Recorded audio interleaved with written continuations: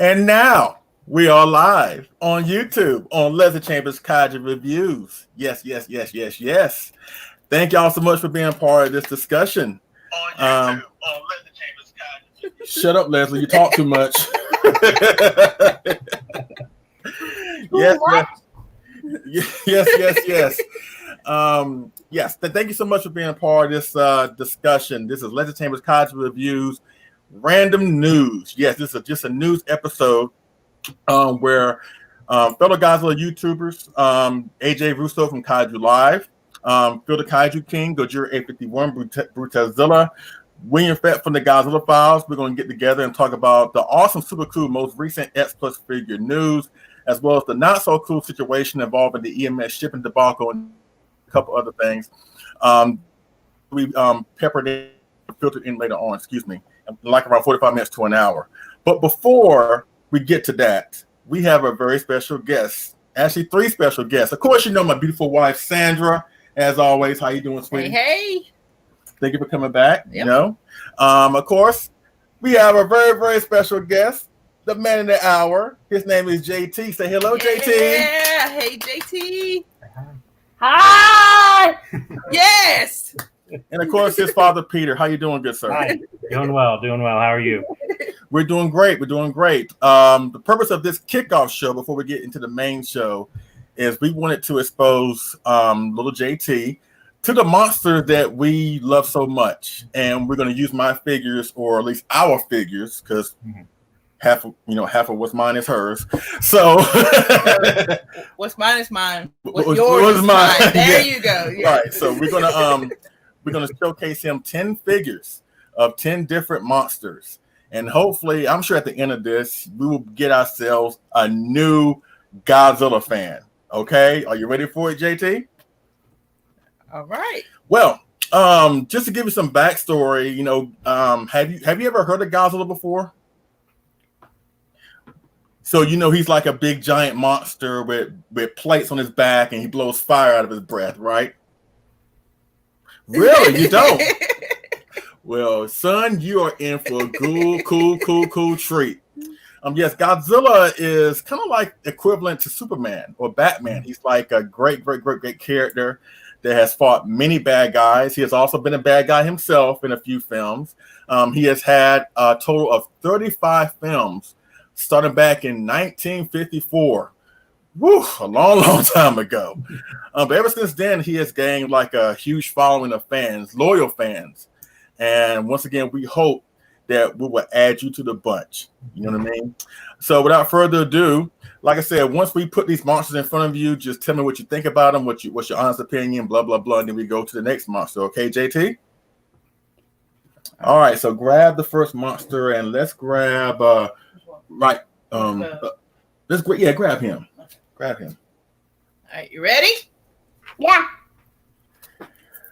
What do you think of this guy? Cool. Yeah, just to give you a little backstory, his name is Destroyer. Not exactly the most family-friendly name, but his name is Destroyer. This is back up. And to give you more detail, this is made by a company called X Plus that specializes in making high detail figures of these awesome monsters, or as they are known in Japan, because they come from Japan. They are known as kaiju. And this kaiju was from a film in 1995 called Godzilla vs. Destroyer. And so what do you think about this figure? Does he scare you? Not really? What do you think about him? So what do you think about him? You like him? Yeah, and I like the little horn that goes up. Yeah, that horn, it's funny that you mentioned that, because that horn has, when he fought Godzilla, he actually like sliced his neck a little bit, and I think he sliced the side of his neck, and I think he sliced his belly. But Godzilla ended up winning somewhat at the end anyway, but he is still a cool kaiju, and this figure is a beefy kaiju. He stands at least 13 inches tall. With the wingspan, he's probably like around maybe 12 or probably 13 inches wide. So he's a cool kaiju, but he's also like difficult to to display on the shelf, but he is such an awesome kaiju. So when you get older, check out Godzilla vs. Destroyer, and you'll see this awesome kaiju. Destroyer, or as he's known in the Japanese text, Destroyer. Destroyer. Destroyer. Destroyer. All right. Before we get to the next kaiju, let me just say hello. Hold on a second. Let me get myself together here.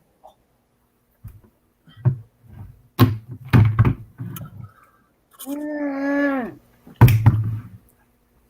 go and grab him. Or her, I should say. When is the next Godzilla coming? I'm waiting for it. What you say now? He's ready for the next one. You ready? Well, hold on a second. Before we get to the next one, let me give a huge shout out to everybody in the chat room right now. Over 9K Kaiju Battle. How you doing, good sir? Jurassic Cody, Phil the Kaiju King, of course, my fellow co-host on Collector on Monster, DavidF.co, always showing love. Yes, Godzilla Train 1090. Yes. Varzilla. Yes. We're trying to get a new fan here. Yep. We're trying to get a new fan. I think Destroyer sealed the deal. What you think? So far, he's ready to see more. All right. You ready for the next one, JT? You ready for the next one? Okay. There's a very few females, but this is one of the females. Check this girl out right here. Oh. What do you think about that? She's kind of. What do you think? It's kind of weird, right? Yeah. But as Sandra said, this is one of the very few female kaiju, and her name is Legion. Coming from another kaiju film, not really a Godzilla film, but it's coming from a giant turtle, a giant fire-breathing turtle film called Gamera, and you'll see a version of Gamera later on. This is one of the monsters that he fought in a film from 1996 called Gamera 2: The Advent of Legion. In that film, Legion is like an alien monster that comes down to Earth, and she has like a whole bunch of little mini legions that build like a nest or a flower, and they shoot like a seed up into space so they can populate another planet. So yeah, this is Legion. So what do you think about Legion? Yeah. You like Legion? So much. He stole that one too much. She's okay. I guess you don't have enough appeal. I got more there. Oh. Yeah, so grab that one instead. Yeah. No, right. It's okay. So Legion is awesome. So let me grab that. And I'll take this one. So we're going to the next one. And of course, Godzilla, being such a popular monster, been around for so long, he has had a few monsters that kind of look like him in certain respects. And this next figure demonstrates that to the fullest. So what do you think about this guy? Cool. And as you can see, he kind of does favor Godzilla a little bit with the arms and the long neck and the dorsal plates. But this actually is an alien version of Godzilla called Space Godzilla. Very original name. But this is Space Godzilla, coming from a film 1994's Godzilla vs. Space Godzilla. Now, this film, I have to be honest with you, JT. Not really a big fan of this film. It's okay for what it is. I actually enjoy Space Godzilla. Space Godzilla really is the real reason to watch this film. But as you can see, he is also a big, beefy figure, kind of like Destroyer from earlier. So what do you think about him? You like him? Yeah. What do you like about him? I like the claws. And you do like these two? Spikes on it. Okay. Yeah, these are actually called shoulder crystals. Space Godzilla is weird. Space Godzilla has, like Godzilla, his special power is like he can blow fire from his mouth, right? Space Godzilla, he can blow like an electric power from his mouth. He can like make Godzilla, he can like lift up Godzilla like and levitate him, and he can like use like crystals as weapons. Space Godzilla, the things that Space Godzilla can do is awesome, even though it's weird. But still, once again, it may not be the best film, but Space Godzilla, in my opinion, is more than enough reason to watch the film. You know what I'm saying? So, yeah, this is awesome. Once again, this is the X plus 30 centimeter Space Godzilla. Basically, all the figures that you're going to see, I'm going to showcase for you, are going to be X plus. So that's it with Space Godzilla. Get your chunky behind out of here. Now, we're going with another alien monster that Godzilla fights, or fought, I should say. And this one has somewhat of a cult following in the community. And of course, I'm talking about this guy. Now, what do you think about him? That looks so weird. It looks weird. It looks really, really weird. Oh man, my fearless leader on my other show, Collect All Monsters, is gonna love you for that. Yes, yeah, Kyle Young, want to give you a huge shout out because he loves this monster. But yes, this is Gigan. His name is Gigan. Gigan. Sounds like a cool name. You like his name? Yeah. Cool name, but a weird monster. Oh, cool name, but a weird monster. Yes, yes, he is weird. Hey, don't you guys talk about me? Well, that's the thing. Gigan, he is a weird monster, but still, hold on. But still, his weirdness is a lot of reason why a lot of people love him or just can't really get into him. I'm more of a fan. I'm more of a type of fan. I actually love Gigan. As you can see, he has claws for hands. He don't really have hands, so he can't like pick up food and eat it. He'll have to stab it and then eat it.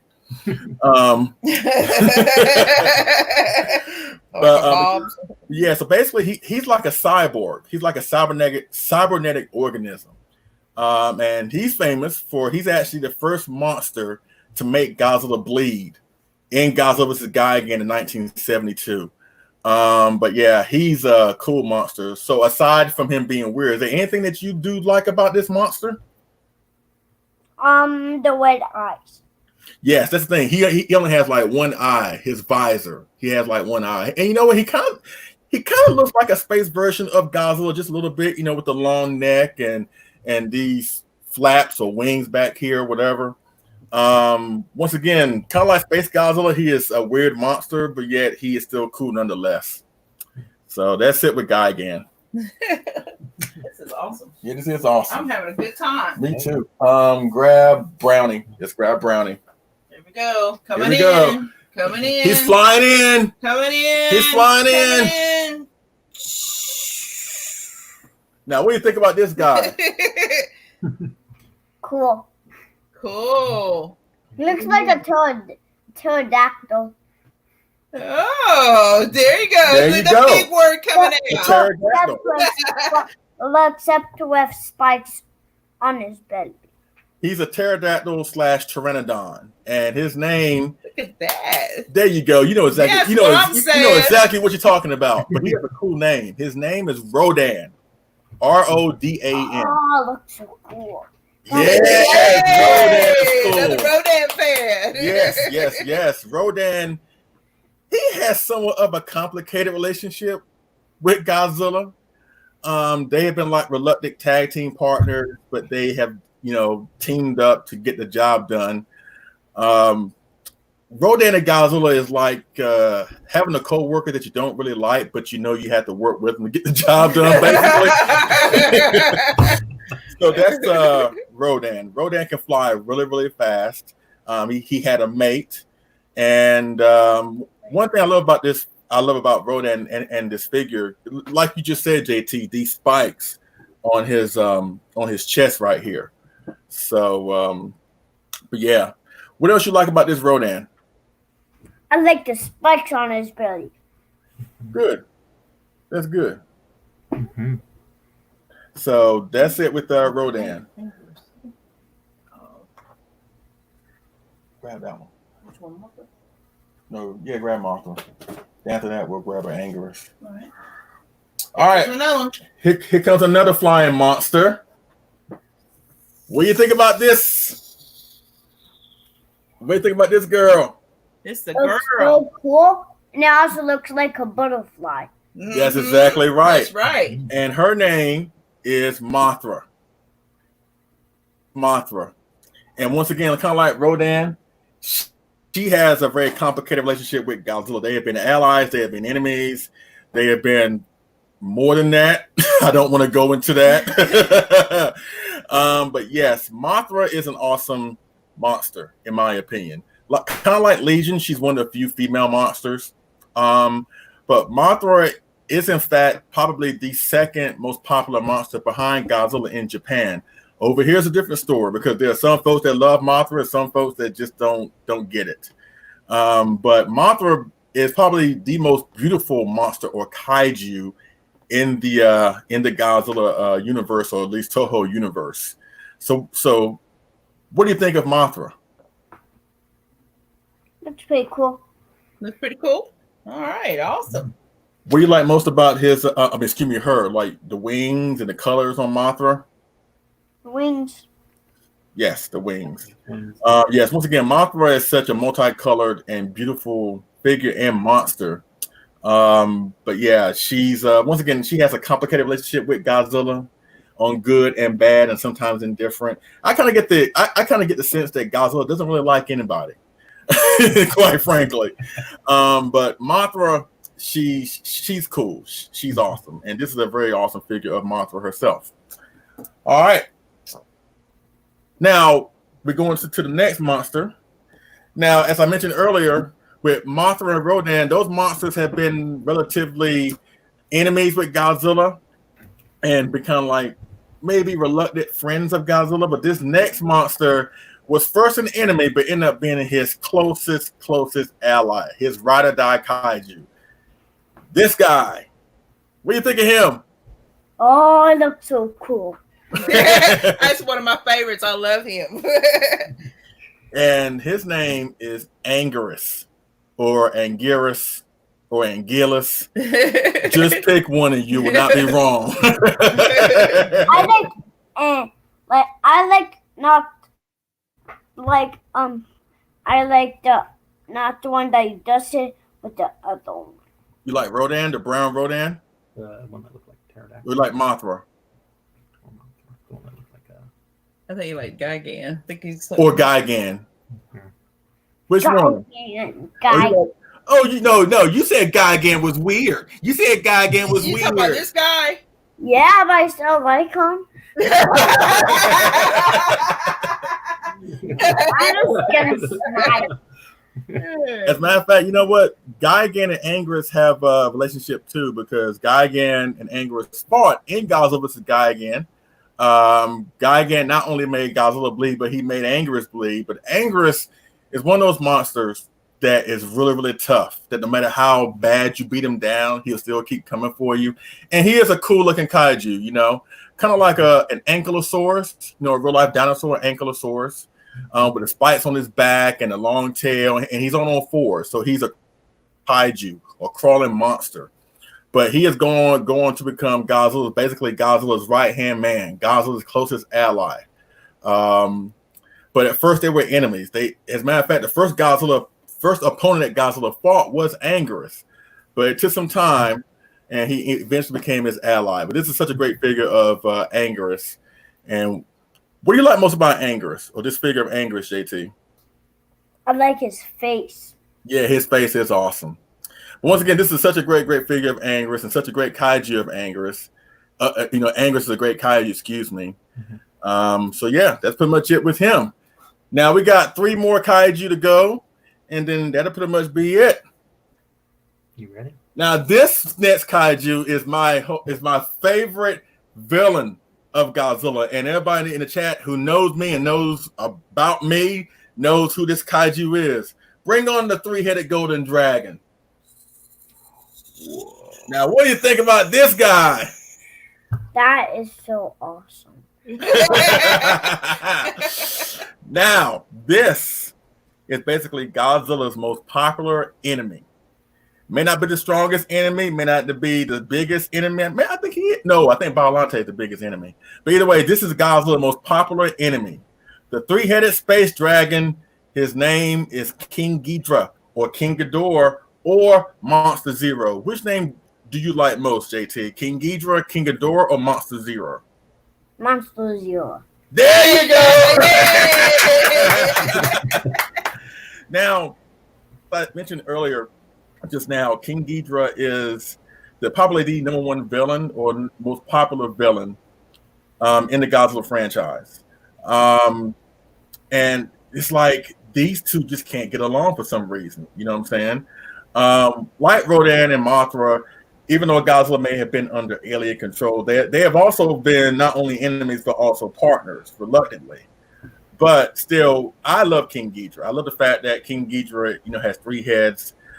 He's golden. He's a very, very cool monster. Every film that King Ghidorah has been in, I have pretty much enjoyed.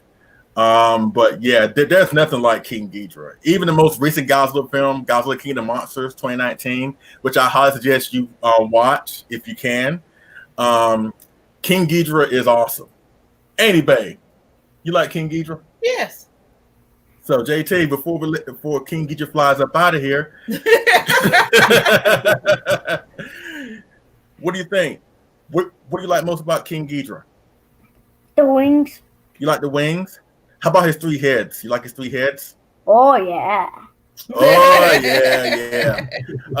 In the because Godzilla has been around since 1954, like I said. There's like few eras of Godzilla.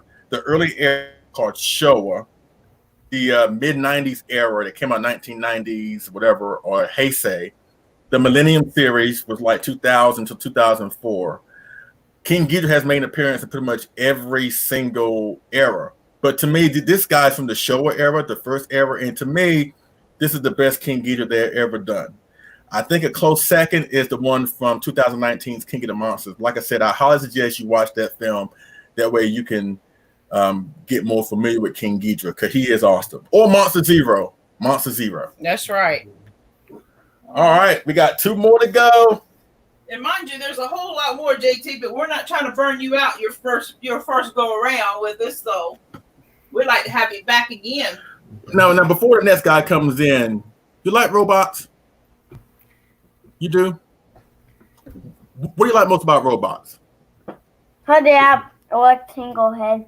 And how they say funny words. All right. As a matter of fact, you know what? We got 3 more to go. Then that's it. There's one by me I want to show you. But let's bring up the next kaiju. And what do you think about him? Oh my gosh, he looks so cool. And you know what? This is actually a robotic version of Godzilla, and his name is Mecha Godzilla. Mecha Godzilla. Ain't he cool? So Mecha Godzilla has been a good guy, has been a bad guy. To me, the best version is this version from the Showa period. He first appeared in 1974's Godzilla's Mecha Godzilla. And to me, he is like one of the toughest villains that Godzilla ever had to fight. Mecha Godzilla, he's not only just a robot or a cyborg. He can fire weapons. He has weapons in his eyes. He can fire eye lasers, a chest laser. These missiles here he can fire. He has toe missiles. He has knee missiles. His head can spin around real fast to create a force field. He can fly. He's just an awesome kaiju, kind of like Gigan, that made Godzilla bleed, but made Godzilla bleed a whole lot more than Gigan did. So yeah, Mecha Godzilla is awesome. So what do you like most about this Mecha Godzilla, JT? His ears. His red ears? Okay. Cool. I like red circles. Yeah. Okay. Yeah. Actually, I actually agree with that. That's one of the main reasons why I love this version of Mecha Godzilla, because he has these red ears. I'm gonna agree with you and say that they're ears, because people in the Godzilla community, we don't know what they are, quite frankly. but we're gonna call these ears. But yeah, that's right. But yes, if you can get a chance to watch the older version of Mecha Godzilla, please do. He is awesome. He's an awesome kaiju. Mm-hmm. All right, now we got 2 more kaiju to go. Now, this is probably one of the weirdest Godzilla villains that Godzilla has ever fought.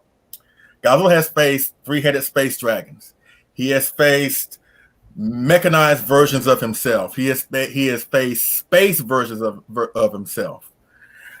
And quite honestly, there's no other monster kind of like the one I'm about to show you. So I hope you're ready for it. He's kind of weird, goofy looking, but I'll explain more once I show him. What do you think of this guy? It's so weird.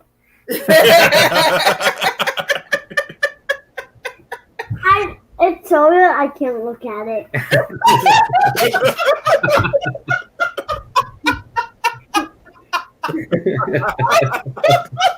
Wait a minute, hold on.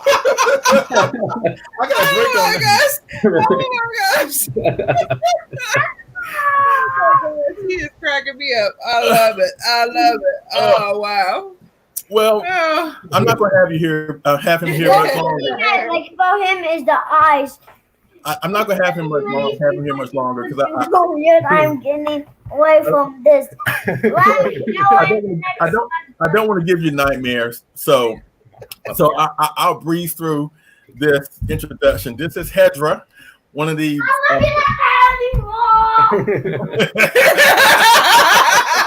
Okay, Hedra's gone. He's gone. Oh my god. Oh my gosh. Oh my gosh. I loved it. Oh man. So JT, Miss Sandra wants to show you her favorite. You know, we have a whole lot more to show you. We're not going to show you today. We'll show you another time. But Miss Sandra wanted to show you her favorite one, because everybody that knows me on the channel knows which one I love. But I'm going to show you my favorite. It's kind of ironic that we have not showed you of any figure of Godzilla himself until now. So, and he's a favorite of mine as well. So we're about to show you a version of Godzilla, arguably the most brutal and most evil version, but still probably one of the coolest versions of Godzilla that you would ever find. So without further ado, Sandra, drum roll. Bam! Oh, that looks mega cool. Yeah, that's what I'm talking about. That's why I love it, JT. Yes, this is my favorite one. This is my favorite. This guy right here is called GMK. GMK everybody to death on this channel because I love GMK. This is my favorite fave. I love this one. This is GMK. Just to give you some. Has everybody been scared of that one? Yeah, because he's scary, isn't he? He's kind of cool, isn't he? Now, the backstory about this version of Godzilla, or the GMK Godzilla, he's from a film called GMK. It's a long title. It has like 8 words in it. Godzilla, Mothra, King Ghidorah, giant monsters all attack. Try saying that 3 times fast. And in this version of Godzilla, Godzilla over the years has been an anti-hero, a villain, a superhero, a father figure. But in this film, he's a villain, but he's like a demon. He's like a possessed demon. It's a long story, but the movie is awesome. And this representation of Godzilla, like I said, is one of the villainous, if not one of the coolest Godzillas that you will ever find. And this is the X Plus gigantic series, GMK Godzilla. We have another one up there because we actually love GMK to death in this household. Yes. But you don't want to show them a regular one? You want to show them a regular one? Yeah, you show them one regular one. And then that way we won't tie him up long. Which one you want to show him? How about grab that one right there. To your left. Grab that one by that beetle thing. Look down. No, over to the right, to the second shelf. Yeah, him. Grab him. Grab him. Okay, this is a small one. Yeah, it's a small one. Gotta be easier to handle. Okay. Now let me show you a superhero Godzilla. What do you think of him? He looks like a frog face. He looks like a frog face.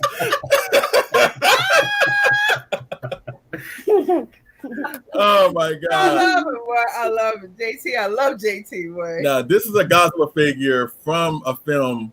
Actually, it's my first Godzilla film, Godzilla vs. Megalon, 1973, where at least, even though Godzilla kind of looks irritated right now, he's actually a superhero in this film. And once again, this is my first Godzilla film that made me a fan. So without this film, all this would not be possible. But yeah, once again, whether Godzilla is a villain, a hero, an anti-hero, a superhero, a father figure, or whatever, Godzilla has pretty much stood the test of time. And that's why he is still going strong today with movies and great movies. You see what I'm saying? So You know, show him the what? I'll tell you what I'm gonna call that one for the rest of my life. Frog face. Frog face. Hey, don't you laugh at me? Don't you laugh at me? And then I'm gonna show you one more, and then that'll be it. Now, what about this guy? Oh, his wings look like thunder. His name is Gamera. He's a giant fire-breathing turtle. He's kind of like a rival to Godzilla, somewhat unofficially. Actually, Gamera was made like 10 years after Godzilla. So basically, Gamera is kind of like an alternative to Godzilla, not a knockoff, but it's kind of like an alternative to Godzilla, where he's a giant Japanese monster, a fire-breathing turtle. And once again, he has been a villain maybe once, and the rest of the time he's been more so of a hero. But he's an awesome figure too of Gamera. And this comes from a film called Gamera 3, The Revenge of Iris. So that's pretty much it with the showcase. So let me ask you this, JT. Have it made you a fan by showing you these monsters? Do you like Godzilla? Yeah. Are I you wish a I fan? could have that robot one. Say what now? I wish I could have the robot one. You want the robot You one? want a Mecha Godzilla? You want a Mecha Godzilla? I'll tell you what. Hold on 1 second. Daggone Godzilla. How about what do you think of this guy? You like him? Yeah. I'll tell you what. Once we get this quarantine off of us, and once we get back to normal, I'll get this to my wife Sandra, and she'll give it to you. This is yours. Tell me which one it is. It's the 1984 Godzilla. You want this? What do you say? Thank you. He's all yours. So please, I'm sure you take. Just don't feed him because his teeth are sharp. He's gonna be going to a good home. So yes, please take care of him. I'm sure you will. But this guy is coming to you, JT. Yes, he is. All right. Maybe you could just mail it to me. Mail it to you. He said it's too smart for himself. So you want it like maybe tomorrow, right? He's too smart for himself. I tell you, he makes me melt like butter. He's just so smart. Well, JT, we want to thank you for coming on to the show. And like I said, hopefully we have made you a fan, and made you hopefully want to go back and watch the films. There's so many films that I can recommend. Either King Kong vs. Godzilla, Destroy All Monsters, GMK. But the one I recommend, since you're younger, I would recommend actually what came out last year, 2019's Godzilla King of the Monsters. You should be able to find it on demand. It should be on demand. So if you can watch that film, I'm sure you'll enjoy it. You'll see an updated version of Godzilla, Rodan, Mothra, and King Ghidorah. And I think that you'll enjoy it. So what do you think? All right. Thank you so much. And once we get this quarantine over, I'm sure if your father didn't mind, you're more than welcome to come over here and witness all this yourself, because a whole lot more to see. Whole lot more to see. And then if that happens, we'll do another live stream where you can connect with the people as well. Okay. It sounds good. Sounds good. Thank you for having us. This was fun. All right. Thank you, JT. Well, thank y'all so much. Really do appreciate it. And now I'm about to shift over to the other part of the show. But once again, JT, thank you. JT, thank you. Thank you for being part of this. Okay? You are so welcome. All right. See y'all. See you later. Bye, Bye. JT. What do you think? That was awesome. That was awesome. I loved it. That was awesome. Everybody in the chat, I hope you're having a good time. So now I'm about to send a link to the rest of the group so they can join us momentarily. In the meantime, you'll just see us, and so you're probably wondering what we've been doing during this quarantine. We still have been working because I'm a truck driver and my wife works in logistics, so we still have been working. an adjustment what we do and just knowing that the world is the way it is. But as I mentioned many times before, we will get through this, and we will get through this together. And it's going to take some time.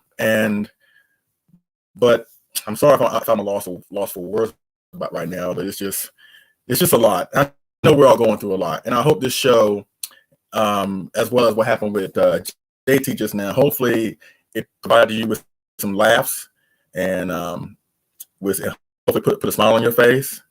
And we will continue to keep going and do the best that we can moving forward. So yeah. But we've been still watching Godzilla movies every now and then, just trying to have a good time, So, but yeah, Sandra has not been here in a while. So how you been? I'm doing great. It's good to be back here. I had fantastic. That was talking to JT. That was just super great to get his take on the figures, and I didn't want to wear him out, but I knew it was awesome. Just brutally honest. I just loved it, and just for him, he loved Gigan, he loved GMK, he loved Angerus and stuff. He loved every single one. Yeah, he loved it, except for he did not like Kendra, which that was awesome. I just his reaction was just priceless. I loved it. I thought it was awesome. I wasn't expecting that for I just thought that was great, though. I mean, it's just being brutally honest. He just I ain't gonna lie. I mean, Hedra did freak me out when I was a kid. It was awesome, though. So I can't really blame him for that. Yeah, it was great, though. It was really awesome, and that's how you develop different fans, because everybody has their likeness. What I like. Everybody doesn't like the same thing. You have different people. Like 74, like the 1974 people, like GMK. Some people like Angerus, some people like King Ghidorah. So, everybody has their faves. So that's what develops the uniqueness of a Godzilla fan. Everybody in the chat: Jefferson 33, Tim Uten, sorry if I'm butchering your name, Michael Eberl. Of course, John Ruffin. Yes, John. Hey, John. Yeah, so thank y'all for being a part of this. Let's see, we're about to have our first guest come on in a few seconds. Let's see. What's up? Hey, of course, Gojira 851. How you doing? All right, how you doing? All right. Good to see you. How you been doing? How you been doing? I'm doing all right. Got this the other day ago. Yeah. Okay, the 25 centimeter 68. You been doing okay? Oh yeah. Working on the review for it. It's been a little rainy around here, knocking out power. So Yeah, we've had a lot of that going on here too. Just a lot of windstorms and rain. So.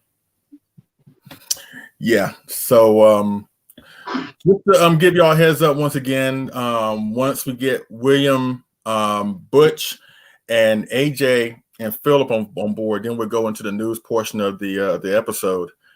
And there's lots to talk about considering what we saw online yesterday, with the new Gamera, of course, Iris, the death of real Mechagodzilla, a few other things. But before we get to that, there are two topics I do want to cover before we get to that. And I know it's all about fun, having a fun time, but I do want to talk about a couple of things. First is the EMS shipping situation in Japan. And I haven't heard a lot of people talk about this, but I want to address it. And it's the whole G-Fest thing. Should G-Fest still go on at this point?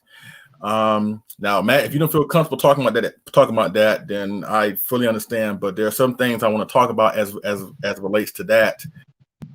And I have an idea that I want to involve you all in just in case. So are you fine with talking about the whole G-Fest thing? Sure. Okay. I'm good. Okay, good. I guess, while we're waiting for other people to join in, I guess, what, to the, hold on. Here's William. Hey, everybody. Hey, William from the Godzilla Files. How you doing? I'm good. How about you? We're doing great. Welcome aboard. You know, it's always good to see you as always. Yeah, it's always fun to be here. Just waiting on AJ, Phillip, and Butch. I think AJ said he's gonna be a little bit late because he's making a dinner run. So we're waiting for Phillip and like I said, Phillip and AJ and Butch. Hopefully that they'll join us soon. But before they do join us, as I mentioned just now, I don't know if you heard, but we're gonna talk about the recent X Plus news that we saw yesterday. Yeah. Later on, and we're going to talk about the whole EMS shipping situation that I know we're all aware of. But before that, I want to talk about G Fest. Okay. So, Butch is here. Butch is here. Hold on. What's up, Butch? Look at you with your grizzly Adams beard. He got the full thing going on, everybody. He looks like he kind of looks like Batista, like a grizzly Batista. How you doing, Butch? Good. How about you guys? We're doing good, doing good. Thank you. I just want to say that was awesome for what you did for that little kid. That was awesome. Oh, JT, I love that guy. He's actually Peter. That's my boss. It's his son. But ever since his son met me, he's like. And I work into a cubicle. His dad works in an office, and he came in a cubicle when at work one day. He said, "Miss Sandra, come on in your office." You know, he calls my cubicle, right? And he draws me pictures all the time, and he's just so super smart. And I was like, this kid has got so much going for him. I told Leslie, I said, you know, and I always talk to him about seeing, you know, Godzilla and stuff like that. I said, let's have him on the air. I said, I think it'd be cool just to have his response to see, you know, what he thinks about the figures and stuff. Because we talk about, you know, monsters, or we talk about, you know, different things, and he likes space and stuff like that. So I said, let's do that and just get his take for the first time of what he thought about some figures. And it turned out to be great. I had a fantastic time with him. He's a great super kid. So yeah. And the fact that he got the 1984 as his first X Plus figure. That's awesome. Yeah. Yeah, because that's Butch's favorite. Yeah. You know, it's kind of ironic because the 84 was my first. Actually, Sandra was the one that got it for me. So it kind of comes full circle that I'm able to do that to somebody else. Because you never know. He may, you know, grow up and get a YouTube channel on his own. And you know, you got to start somewhere with Godzilla, right? So as well. So just waiting for a couple of people, you know, but let's just go ahead and talk about what I want to talk about. That is the whole G Fest thing. Now, ladies and gentlemen, what I'm about to say is from my own opinion. It's the way I feel. You ain't got to agree with it or whatever, but let's try and be mature in the comment section. Here's the way I look at it. As of right now, G Fest is not canceled. But in my opinion, they should cancel it. And there are a lot of reasons for that. Number one, what's going on in the world right now, there's no way of knowing when this thing going to end, if it ever will. I mean, I'm sure it will, but it may not be done in a timely manner for G Fest. All these other things are canceling along, you know, with, you know, a lot of other things. You know, the NBA shut down, the hockey league shut down, baseball shut down, E3, the video gaming conference, shut down. What else? San Diego Comic-Con, that was supposed to happen a week and a half after G Fest shut down. I just think that there are a lot more reasons to not have it than reasons to have it, because we don't know what's going on with this virus, you know, and we've all been to G Fest. We know that event can get real packed with a lot of different people. And I don't feel comfortable going to an airport, going on a plane, and then going there and not realizing who may have it. And then I may end up getting it and then bringing it back and having somebody else that I care about get it. So I don't want that to happen. So I think that they should just go ahead and cancel it, because by stringing people along, you're giving people this false hope that maybe somehow, some way they can go along with it. And there's no guarantee that's going to happen. On top of that, for one, there's no guarantee that they can get Japanese guests because Japan is shut down. There's no guarantee that you can get a whole lot of people for the vendors room. You know what I'm saying? Or excuse me, the dealer's room, a whole lot of vendors for the dealer's room. Now, trust me, I understand what you're saying. I understand what you're saying. I want to go to G Fest too. I want to go there, see my friends, hang out with my friends, see the awesome guests, see the awesome panel. I want to do that, but not at the expense of my health or anybody else's health. Godzilla, I love Godzilla, but Godzilla is not even worth that, in my opinion. So I want to get y'all's take about this because as of right now, we're not going. We were going to go, but since things have really evolved in the past 2 or 3 weeks, it's just best for us not to go. So, I know. So Matt, we'll start with you, then Butch, then William. So Matt, what is your thoughts about the whole G Fest thing? Everything being canceled around nowadays, and just the way the world is, and apparently there's supposed to be a quote second wave coming as well. So it could get worse, it could get better, and they say that they have ideas for how to fight this. I'm not seeing it. Things are just getting tighter and tighter. It'd be just everyone's best interest to cancel it this year. It breaks my heart to say, since I don't want to go. I actually have my tickets paid for. I had my hotel room set up, down the street from G Fest within walking distance. I have every intention of going. My brother has every intention of going. But to be honest, I'm getting a seasonal allergy. My first time in my life getting a seasonal allergy, and it gave me a really bad cough. And I had to go to the doctor. I had to be put on a inhaler. It's not that big of a deal, but still, it could have been a lot worse as well. So imagine that coming home to like a family member, or if I had to go back to work and I got someone sick. What if I go and get someone sick? What if I get sick from someone else? There's too many variables, too many problems that this is bringing up. Now, if they announced overnight, like, oh, we have this miracle cure, like one pill, everything's fine, then maybe. But as far as I know, we're nowhere near a cure for this, and you gotta stop it somehow. Yeah. And that means that we're probably not going to G Fest, and it should be canceled. All right, Butch, go for it. I agree. I don't think it should happen. I think they should cancel it so that way everybody's safe. And as far as my plans go, I'm not going anymore. I had planned on going, but I'm not going no more because I don't want to get the people I love sick, because, I love Godzilla like everybody else, but there's a time when you got to put your family, and friends before the Godzilla, Godzilla's always going to be there, and G-Fest will always be there. They'll always be next year, but I'd rather be safe, than very, very sorry, So, yeah, that's my thoughts on that. All right, William, you're next.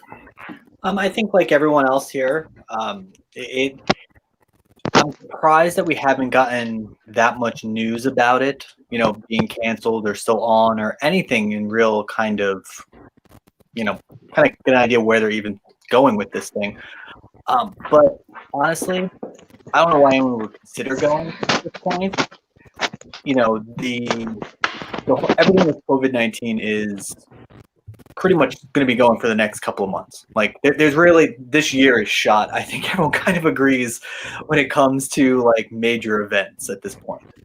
And the information that I'm getting just from being in the healthcare field, it's, there's that worry that a second wave is going to come, in the winter time in fall. So like you're looking at a year that's pretty much done.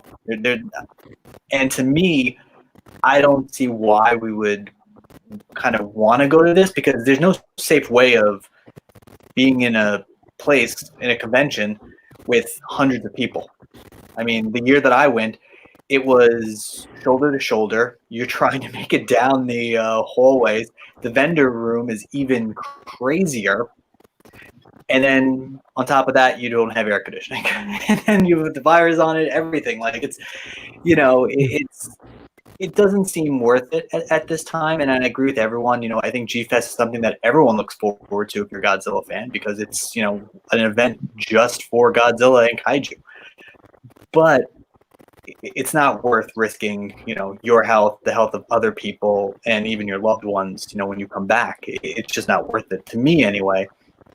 And I hope they really do think about, canceling it and maybe putting something in its place. You can always there's a lot of online things you can do now. I know, Leslie, there was a conversation that you had about it, a while back. But I don't know. I think as a in-person convention, I don't think that's the way to go this year. Hey, what do you think? I definitely don't think they should have it this year. I know that we had already, made our reservations. Matter of fact, we made our reservations last July for their motel room, and we had already secured our plane tickets, but we went ahead and we had already had another trip planned for the latter part of this year. So we moved our plane tickets, and we'll see how that goes if we're going to, get to do that trip on a cruise. So already canceled our reservations. I just don't think it's safe. And like you said, no air conditioning, and you definitely don't need to be in humidity. That's what they're saying, is maybe the heat helps, but not the humidity with all that moisture, and everybody's bumped up together and getting crammed in the elevators, and everybody's sweating hands and touching everything. And I just think it'd be in poor taste to have the G-Fest this year. We just definitely don't need to have that and put people at risk. And it's not worth losing friends and family because people in G-Fest are family to me too. So it's not worth losing friends and family and not be able to see them in 2021 if, we're up and running in good shape by that time to have it next year. That's true. Phil, are you there? Yeah, can you hear me? Mm-hmm. Barely. You might need to beef your mic up a little bit. Let me find another mic. Okay. But yes, as my my wife and my co-host have said, my friends have said, once again, the reasons to not have it far outweigh the reasons that do. And to see people on Facebook, fellow Godzilla fans, can I be real here? Go right ahead. Can I be real, ladies and gentlemen? Yeah. Let her rip. It's deplorable what some people I've seen online with the comments saying these not factual things that like the warm weather is going to burn the virus out, and we should, hope for the best for G-Fest. Or people saying, yeah, people are dying, but people die every day. For one, if you're saying stuff like that, if you believe something like that, if you believe that a convention is worth our fellow human beings dying at a virus that we really don't know anything about, you really need to reassess your life. Nothing is worth that. You see what I'm saying? That's one thing I would say about this virus. It has put things into perspective for me. It put things into perspective of what really matters. And what really matters is the safety and health of our fellow human beings, whether you know them or not. My wife, your family. So let's just say we do go to G-Fest, you know what I'm saying, with no restrictions, and this thing is still out there and blah, blah, blah. And we go there and we have a good time, and we may end up having this thing, because this thing about this virus, you may have it, but you may not know that you have it. Mm-hmm. You bring it home to somebody that doesn't have a strong system to get over it, and they die. Oh yeah, you got your new Godzilla figure, but somebody's dead. That's a potential risk that you put others in with this mentality that G-Fest should go on no matter what. And it's just, trust me, ladies and gentlemen, my fellow Godzilla fans, I'm with you. I am with you. I do want to go to G-Fest. I do want to have a good time. G-Fest, along with the cruise that my wife and I take every year, is like one of the few vacations that we do take. And between the two of us, we have like 5 jobs. So yeah, we want to have our vacations. Mm-hmm. You know what I'm saying? But nothing is worth jeopardizing your health over. And like I said, the reasons not to have it far outweigh the reasons that they should have it. And also another thing, for them not be able to get Japanese guests, there's no guarantee that a lot of vendors are going to be willing to go. There's a good possibility that with a lot of people out of work right now, they might not even have any disposable income to even go to G-Fest. Right. Yep. They may pay for the room and pay for the food, but they can't pay for like novelties or collectibles. They may not have money to go to the movie theater. They may not have money to go to Chicago and hang out there. It's just that let's just cancel. They should just cancel it and build and build and build for next year. Hopefully by next year we'll be up and running for that. But right now it is just too soon. Don't take that risk. I mean, even with last week, right? Didn't they open the beaches back up in Florida last week? Yes, they did. They did. How do you feel about that? Honestly, it's dumb. Okay, but people are people. They will do what they are going to do. It's, I'm not walk up and down the street and tell them that they're doing anything wrong. I mean, they should know that it already is. But it's upsetting. But that there are people. It's upsetting. I'd rather not do it. I have to hear on a daily basis that, there's nothing to worry about, that this is all made up and everything is going to be just fine. Then they're more than 6 feet apart outside. Oh, the sun kills the coronavirus too. It's like, you're just making excuses now. Okay, there's problem. This is a real problem. It really is. Okay, when I'm at work, we're not allowed to have customers inside the building. We have to take their orders out to their cars for them. This is not a nothing situation. This is something. And for us all to just hop on a plane, first off, we might get sick at the airport. We might get sick on the plane, and then get more people sick at G-Fest as well. Bring that home. And forgive me for saying this, but I've been watching the show House a lot lately. It's a doctor's show. But the first couple of seasons, this nurse came to work sick, and she was coughing all over the little teddy bears and giving them to kids, and they were all getting sick and dying. Imagine if you get sick and you bring home something and it gets like in around where a baby is. Imagine if you go to work and it's still on your clothing. There's too many possibilities for this. It has to stop. Okay, unfortunately, people are going to go to the beaches and have their vacations and have their summer, but as far as G-Fest, it should be canceled. Don't want it to be. I'd rather us all be safe and us all go have fun. It's not that I was hoping that, I don't want G-Fest to happen. The heck with G-Fest. No, I want it to happen. I want us to all be safe there. If we're not going to be safe, then it shouldn't happen. Now, ladies and gentlemen, us talking about this, I'm not trying to bring the episode down. But once again, I just want to make everybody aware of how I feel or how we feel about the situation. Because once again, we have plans to not only go to G-Fest, we have plans to go see my great friend David in Seattle, and now that's out the window. We have plans for my good friend Jeremy, his family, to come to us for Memorial Day. That's out the window. Not to mention people being off of work, not knowing when their next paycheck is coming in, if it isn't coming in at all. It's just a really scary time right now. And just this mentality of G-Fest should go on no matter what is something that I don't really particularly care for. And I think a lot of people should be ashamed of themselves of some of the stuff I've seen online.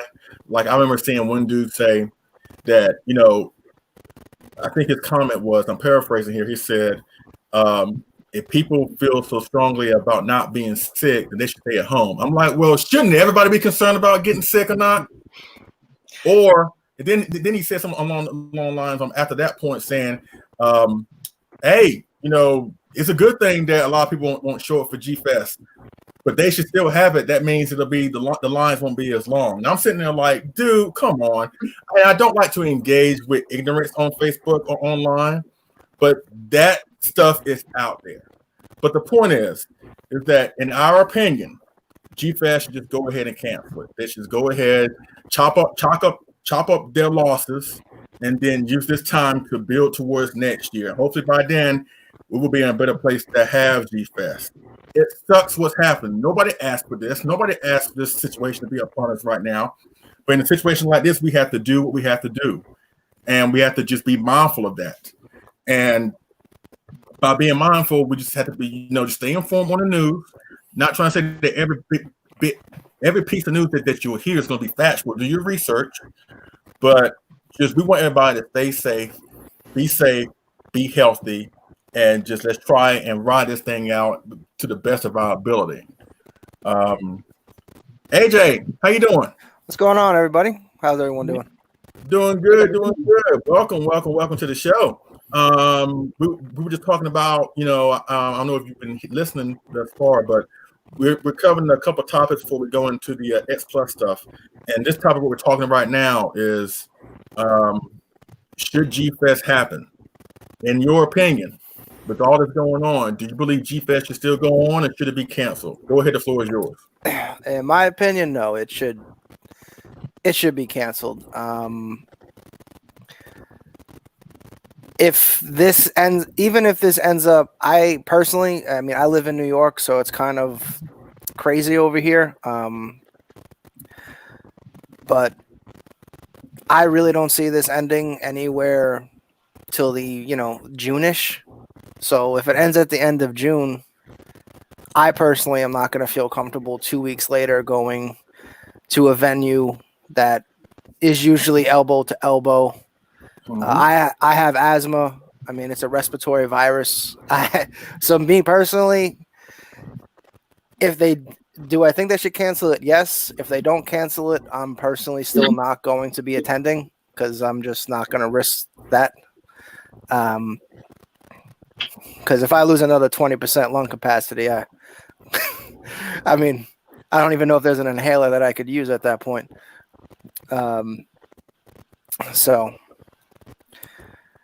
But yeah, no, I don't think it should go on. Well, we're all in agreement on that because we're actually concerned with our fellow man and our health. And for those who may take what we're saying the wrong way, I don't see how you can take it the wrong way, quite frankly. But you're going to have some people out there that's going to say, oh, y'all are haters. How can you call yourselves Godzilla fans and not want to continue? It's just that mentality is I'm not really cool with.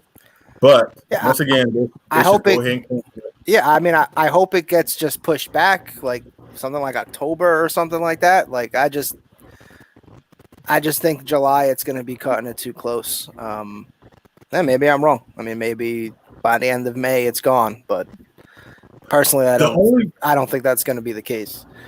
The only way I feel comfortable going to G-Fest, it's still going to happen, is that if they are able to provide a vaccine and to provide a cure where a good majority of the world is cured, where I can feel safe walking into an airport, being on an airplane, walking into another hotel, or at least another airport, then a hotel. If they can promise me that, then maybe, yeah. But we all know that is not going to happen in less than 2 months. No.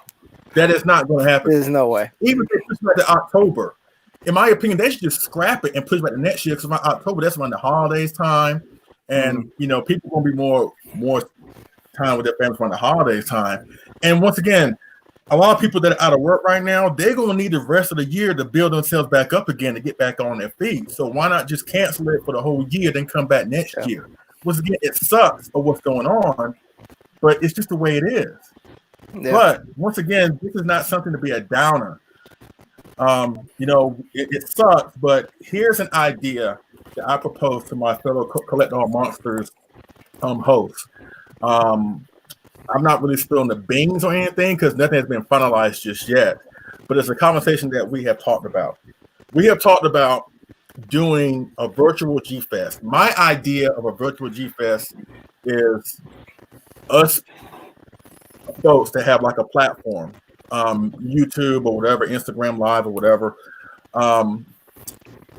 is do a virtual G-Fest where my idea was to have like maybe, like myself, Butch, Matt, William, we all come together like on a show like this and have like a panel where we talk about certain things that bleeds into another platform and another channel, like maybe Fresh Vinyl Live or something like that.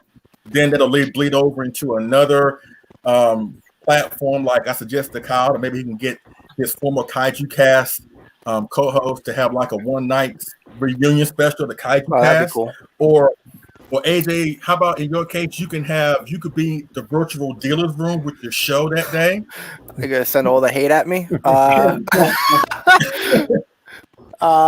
So, I mean, yeah, that sure. But yeah, that's a cool idea. That's the idea that I floated around. What do y'all think about that? Matt, you go first, then Butch, then William, and then AJ. So, Matt, what do you think about a virtual G Fest?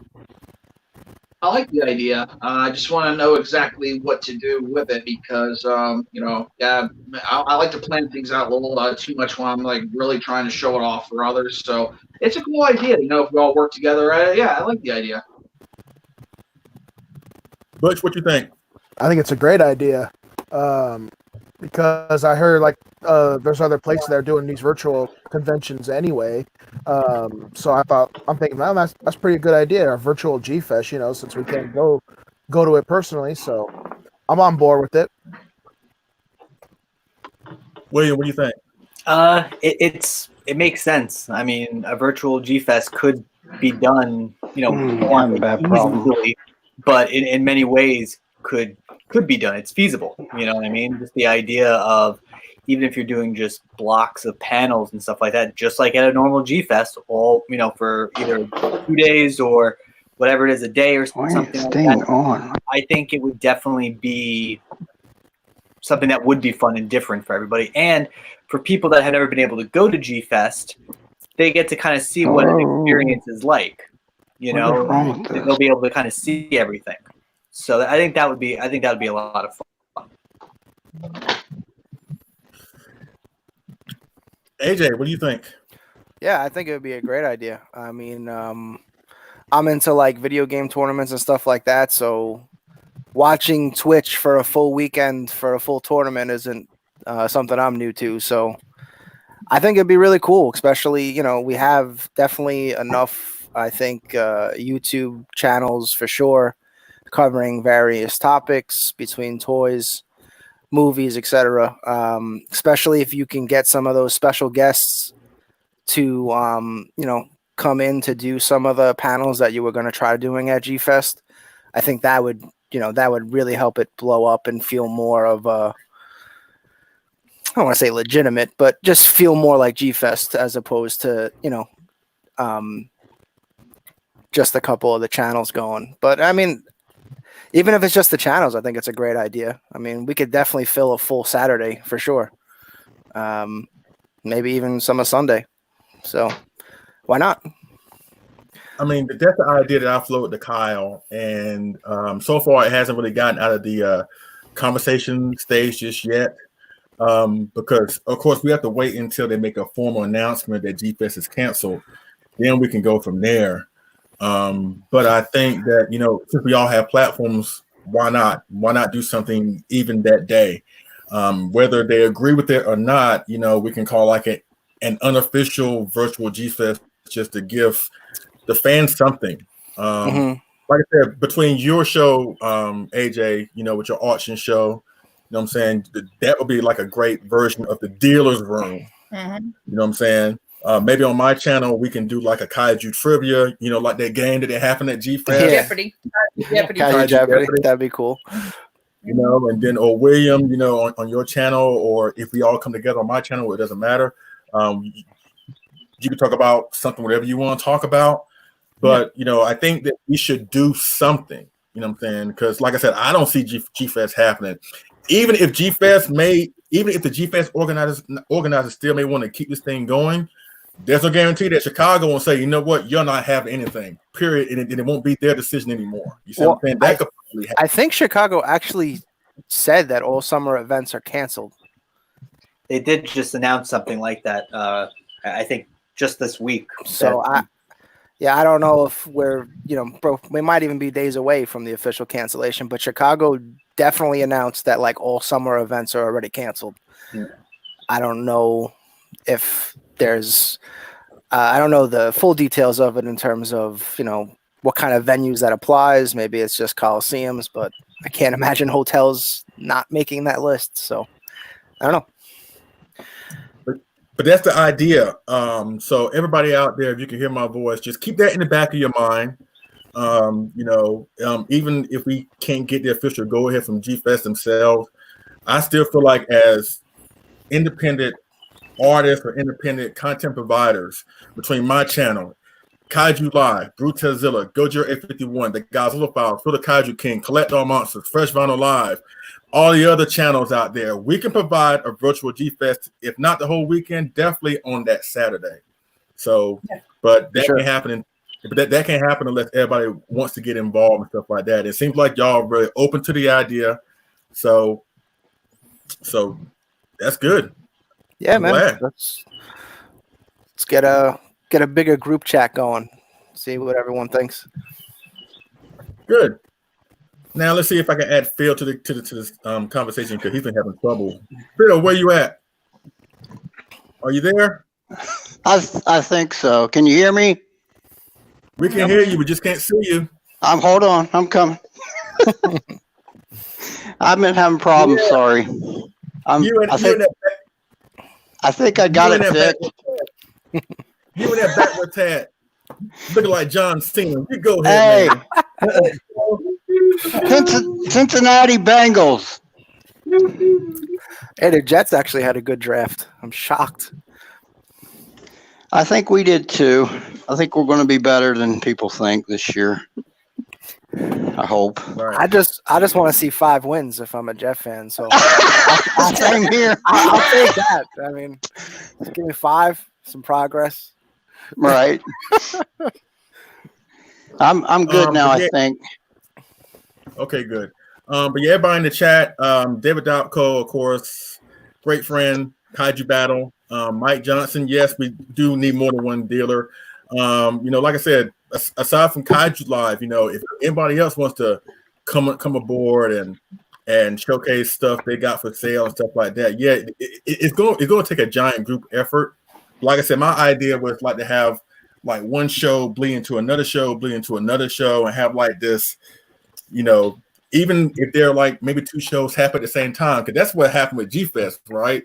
That's kind of like one of the good issues with G Fest. Sometimes there could be 2 panels, but you can only go to one. So you may go to one and then have to dart out and go to another one. But yeah, I think that once we concentrate our efforts, once we get clarity that it's not going to happen, then what we should do is probably get together and then hopefully make this happen. But I want to float it out there just in case. Because I mean, we all have platforms and we all have, our channel. So why not do something? You see what I'm saying? That's the point. That's what I'm trying to make it clear here. We have the means to do so. Why not?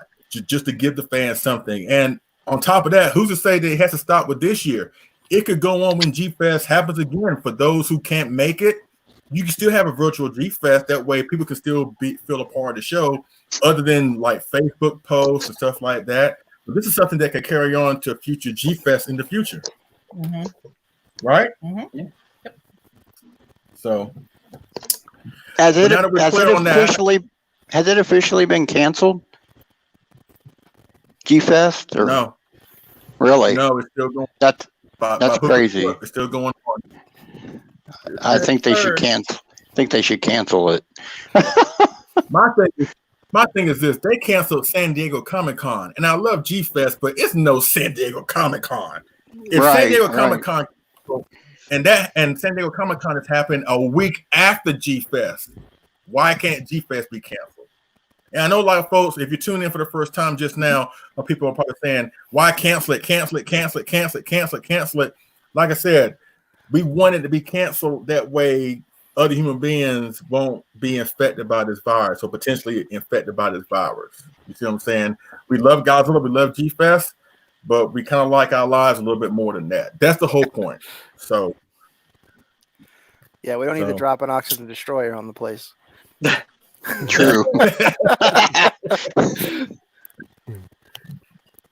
So, but that's it with the whole G Fest situation. Now, before we go into the Express figure news, let's talk about the whole EMS shipping situation. Now, of course, everybody knows, at least a lot of us collectors know, that as far as like getting stuff from Japan now is going to be even harder because the shipping that we mostly use to get stuff from Japan, EMS Shipping has announced that they're going to be suspending the service. So that means there's going to be not many options to get stuff from Japan other than maybe DHL. So I want to get y'all take on that. So how do you feel in response to this news? So Matt, you go first. I'll tell you what, Matt, William, Phillip, AJ, and then Butch, and then I'll follow up on the end. So Matt, how do you feel about this news, and what are you going to be doing as a collector in pertaining to this news? This is actually news to me because I just got the invoice for my Defo Reel Godzilla 99 from Hobby Search. They didn't say anything about checking a different type of mail box, so I don't know. I guess I'll have to look into that. But the past couple of times I've gotten Ricks from X Plus, I've been using Awesome Collector, and I'm not sure how it's going to work with him as well. But that's who I've been mainly going to now. Unfortunately, I can't get the 93 Rick now, but I don't know. That's an excellent question. Hopefully, I don't have to rely on eBay. And I tried going on the Rick site before, and maybe it's just me. I just don't know the Rick site very well, but I don't know how to use it properly. So I don't know. I don't know what I'm going to do. Might be bothering you guys when you're like, hey, be down for 112 when you order yours. I don't know. That's a good question. Yeah, far as I know, Dale Champagne Martinez, he put up the post in on our group, on the S Plus Facebook group, and because I think he's a post office worker. I think he works for the post office, and he put out a translated statement. He put out a translated statement from the EMS website saying that until further notice, they're going to suspend the service. That's why a lot of our packages are stuff that we're already anticipating. Like, for example, David.co, he's in the chat. I think he already paid for his Sakai 84 standard. I think he paid for it like a week or 2 weeks ago, whatever. It has not moved since then. And if you got EMS, you know that thing is like that. There are a lot of people out there that got stuff that's still in limbo of packages not being moved. I think for what Dale made it clear in his post, like I think they have so many packages that are backlogged in their warehouse, and there's not too many flights coming in and out of Japan, which is why they're sitting right now. And unfortunately, from what I think what he said or what somebody said in the thread, it may be a delay up to 4 months until we get some stuff. So, yeah, David just said almost 2 weeks. His box has not moved. So the point for me, us talking about this, because for me personally, I'm not gonna be getting anything other than the stuff that I pre-order. Like normally, I would try and go after past pieces from Japan for a cheaper price. You know what I'm saying? Versus going the eBay route. So I've been getting like some really cool past pieces from like Bai, especially Mandarake. But the only option that I've been using for shipping is EMS. Now you can use DHL, but from what I understand, DHL is even more expensive. But you know, that's what I've heard thus far. So from here on out, I'm not going to be getting anything like past stuff. I'm just going to just get the stuff that I pre-ordered and honor that. And that's how it has affected me personally as a collector of acquiring new pieces from Japan. Now, there's no guarantee that the service is suspended now, but there's no reason to know. I mean, but as far as we know, they could lift the suspension. Hopefully, they can get it up and running by next month. But then again, it may be up to 4 months until they get it under control. But for right now, EMS shipping cannot be done right now. William, how you feel about this, and how does it affect you as a collector? Well, I mean, part of me is, frustrated because I just assume I'm never going to get that standard Sakai Godzilla figure that I ordered for Return of Godzilla. I'm just assuming I'm never going to get that guy. I have pre-orders. Like I have the Defo Reel standard Mothra through Hobby Search, and I have a new Carnage figure from there as well. So, unfortunately, these things were all ordered beforehand. They were before all this even came out. I just got the bill for my my notification for the Death for Real Mothra. So that's probably going to sit in Japan now for a while. It's going to make me be very selective on what I pick up, because getting everything now is going to be difficult. I'm sure everyone, not just myself, people, businesses that get, figures from Japan are going to now have issues. I'm sure that's all going to kind of roll downhill at this point. So in one way, it's kind of good because I can save my money.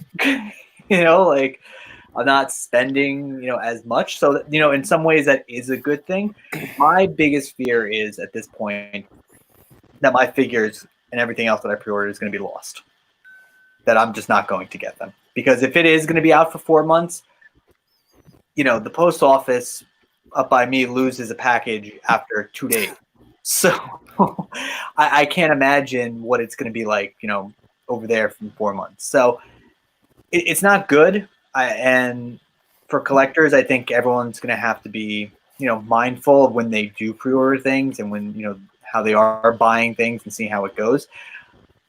I think, unfortunately, prices are going to rise for figures because people that can ship out of Japan or can get these figures in some other way might now be charging more just because they can, because they're the only ones here. So I think people need to be careful of that. But I don't know.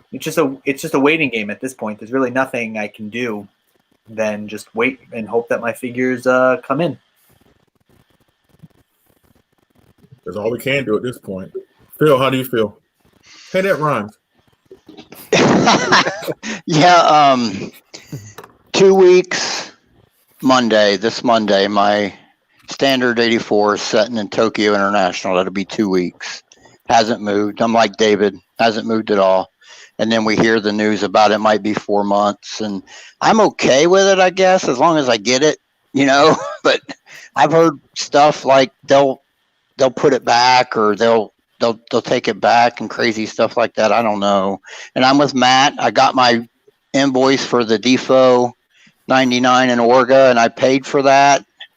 But it's going to be 4 months, I guess. I don't know. And then I got a reminder from Hobby Search. Oh, by the way, Mothra and Giant Mecha Godzilla's coming in May, and but if I pay for it in May, I ain't gonna get it till the end of the year. I don't know. I mean, I feel like they should just push them all back, push everything back to something, push them back.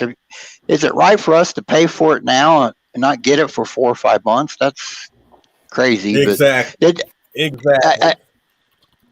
I mean, I'm with William. There is frustration there for everyone, I'm sure, and it's just crazy. It's nuts. And I've got other stuff pre-ordered on Hobby Search about all the Defo reels, and I pre-ordered that standard 93. So, I mean, it's just nuts, man. It's crazy. AJ, how you feel about it? Or how will this affect your show moving forward? Yeah, so I'll cover this from 2 angles. So as a collector, I mean, it is what it is. I kind of mirror what Will said. I am afraid of stuff just being lost. So that's, in the back of my mind. As a retailer, it sucks because not only stuff from Japan, obviously, but we're set up with Diamond, and Diamond stopped shipping stuff like a month ago.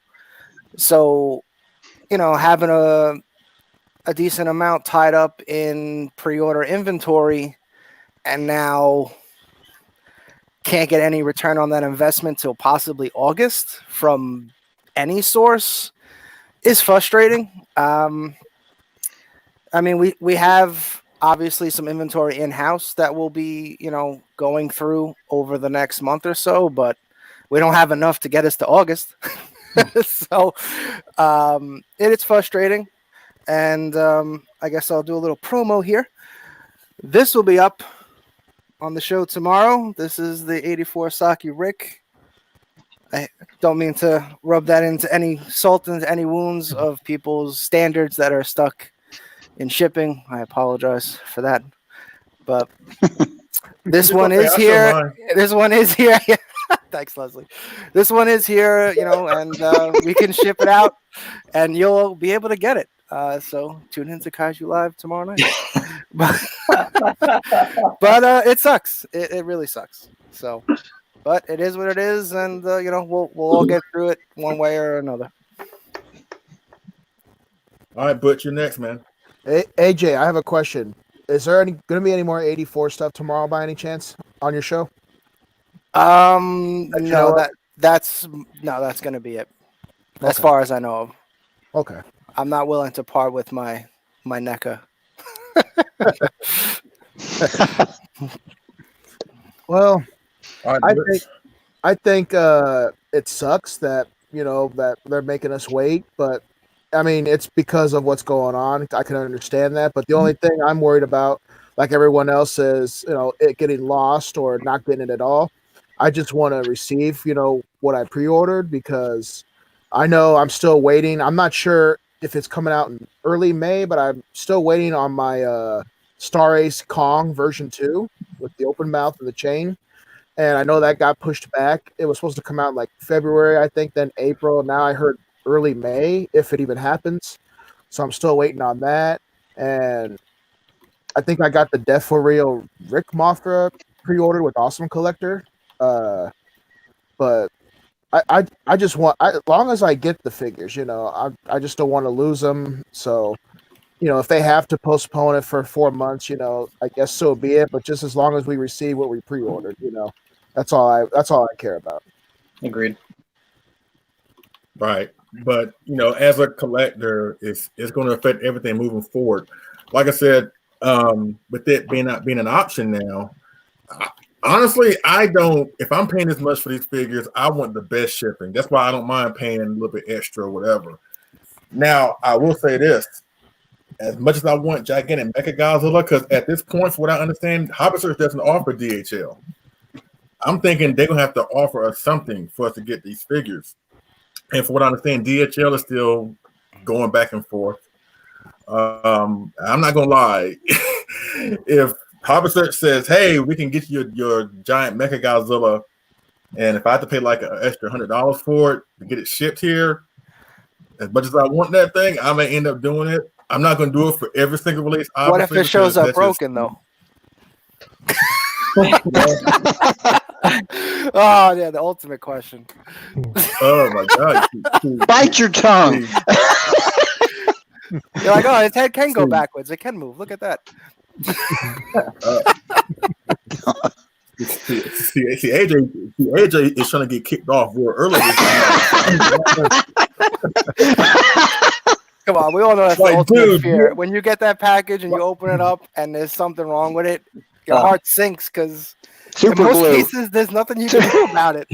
You can't send it back. They laugh at you. They're like, no. Dude, we all going through a lot right now. We can't walk into a McDonald's and have a Happy Meal, and you're going to bring that crap on us right now. Come on, positive, very positive here. I'm sorry. And that's what I'm saying. If I'm spending an extra $100 to get it shipped here, it better not have anything broken. But as much as I want that figure, I won't mind paying a little bit extra, or at least I wouldn't mind. I would have paid a little bit extra for DHL than having it stuck in Japan for 4 or 6 months with the chance of it being lost. And that's the reality that we're all facing right now. But it is what it is. It sucks, but eventually we'll be okay.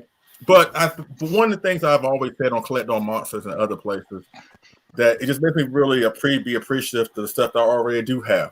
I think a lot of people in this hobby are a lot more worried about the next big thing, what's coming out next, what's coming out that's new, not realizing that what we've already accumulated in our collections is pretty awesome stuff too. I mean, because every piece of vinyl, or at least collectible in our collection, we got it for a reason, and they were not cheap. So they have a purpose, they have a role.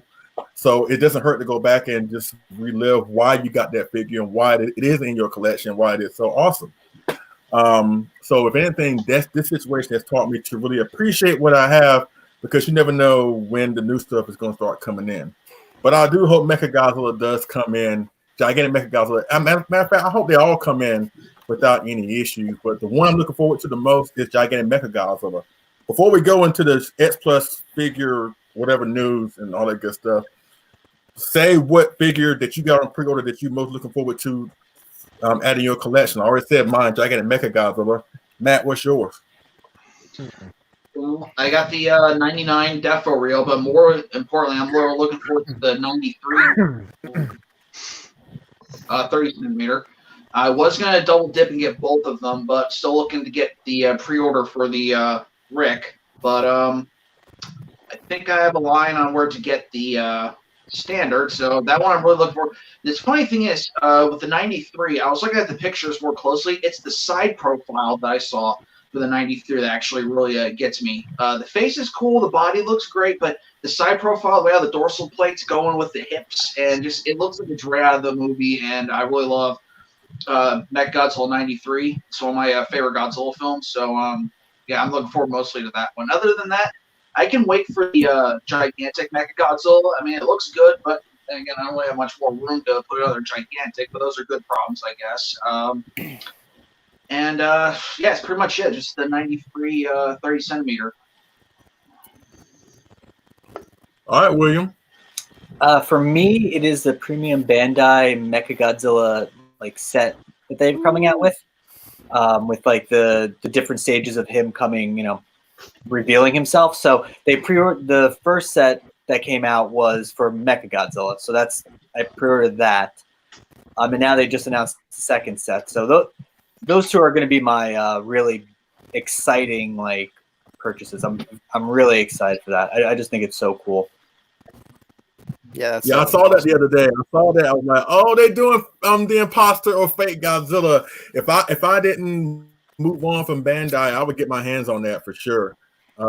Is anybody else getting that fake Godzilla set from Bandai? Anybody here or anybody in the chat getting it? This guy. Yeah. AJ, anybody in the chat? Anybody in the chat getting the fake Godzilla, imposter Godzilla? Ironically, I'm just getting the fake Godzilla. I'm not getting the Mechagodzilla. I feel like you have to have like the whole Yeah, line. I'll probably regret it once I have two of them. And I'm like, well, and then someone's gonna post an amazing picture of all of them. I'm like, all right. I'll make sure to tag you. Thank you. Sure to tag you. All right, Phillip. What exactly are you most looking forward to in the future when it does get here? On pre-order or not pre-order, it ain't up for pre-order because pre-order it's Mechagodzilla, gigantic. But if the Megalon was on pre-order, that would be a very close race because I really been wanting a 30 centimeter Megalon. So, but right now pre-order it's the gigantic Mechagodzilla for sure. AJ, you? I'm gonna have to go with Disco Godzilla, the 93 Rick. As someone who started out as a Bandai collector, the Disco Godzilla from the Forever set was always one of my favorite figures, and that is one of my favorite movies from the Heisei series. So Disco Godzilla all the way, and everyone was hating on it, and then that thing sold out instantly, and now everyone wants it. I can't wrap my head around that. I've tried. I can't. But I'll take a bloody Godzilla all day. But a glitter goldy Godzilla, I don't know. Yeah. There you go, Phillip, with that gory crap. There you go. Sorry. Even though this pre-order is not out yet, and it's probably might not be for a long time, the inevitable Saki 73 Godzilla, that is probably going to happen at some point. So it has to, right? All Come right. on, right? It has to. It has to. Well, I mean, we're getting the Megalon, so Yes, hopefully 73 Godzilla ain't far behind. Yeah, Megalon is. Or I can't wait for that too. or in this case, whenever it does come, I mean, of course they're going to do 73 Godzilla. I mean, that's just no brainer. When they did Jaguar, I knew, and I've been saying that since I was blue in the face. And that's kind of hard with my complexion, quite frankly. But I knew that they were going to do a 73 Godzilla and a Megalon in the scale. I hope X Plus does not do the cheat route and reissue Gigan in the 30 centimeter with an alternate paint scheme just to put it with the other three.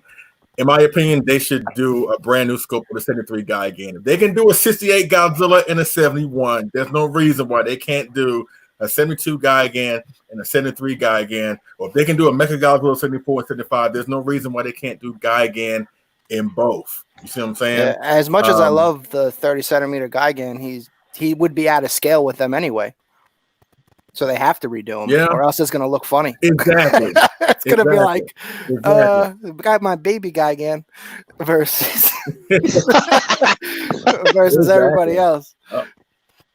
After Butch says his answers to this question, I got one question for y'all before we go into the X Plus stuff. But Butch, what are you most looking forward to?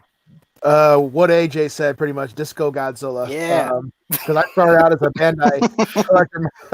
I started as a Bandai collector myself before I got into X Plus, and I've always just seen pictures of it, and I admired it. And I think it was last year's G Fest. I saw it in person. I think Louis Duran bought it, and he showed it to me, and I thought it just looked so amazing in person. So I'm like, oh, I want that someday. But now that we're getting the X Plus version, this is like, up my alley since I kind of stopped collecting Bandai. I'm just selected up on that. But I would say that one for sure, for Rick. And I guess as Def for Reals go, probably the 74 Godzilla with the little space ape. And hopefully, and I would. What's gonna be 8?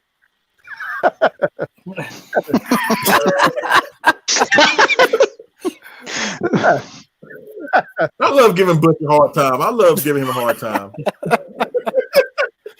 Oh my god, I love y'all. And then I would have to say the Star Ace Kong, just because I don't know if it's even going to come early May, so I would have to say that one for sure. Yeah. I saw your review, Leslie, and just made me want it even more. So it's awesome. Once again, I have not put that review up yet. I got it ready. Okay, it was somebody else. My bad. Yeah. You saw somebody else's. I've not put mine up yet. I have it ready to go. I just have not uploaded it yet. More likely, it'll be up at least by Monday. So look for that. But yeah, everybody in the chat room, thank you so much for being part of this discussion. Thank you with your own individual chats in the chat room. We hope you're having a good time. Even if you're not listening to us 5 or 6 yahoos, hopefully y'all entertaining yourselves in the chat. Thank you so much. Hopefully it's kind of like taking your mind off a thing for a while. Sorry if the whole G-Fest cancellation talk and EMS talk kind of got things down a little bit, but we're trying to pick things back up again. And thank y'all so much for being a part of this. Now, I did ask my Collect All Monsters co-host this question. I just want to get your take on this because talking about Gigan just now kind of like brought it back to my mind. But I asked him, but in the Showa series, and just give me your honest opinion about this, 3 villains had back-to-back films. King Ghidorah, Gigan, and Mechagodzilla. Which villain, in your opinion, had the better back-to-back films? We ain't talking about figures, but we're talking about films, overall films. Which set of films? Ghidorah, Monster Zero, Gigan, Megalon, Mechagodzilla, Terror. Which villain had the better back-to-back films? And people in the chat room, if you want to answer this question, go for it too. But in your honest opinion, which villain had the better back-to-back films?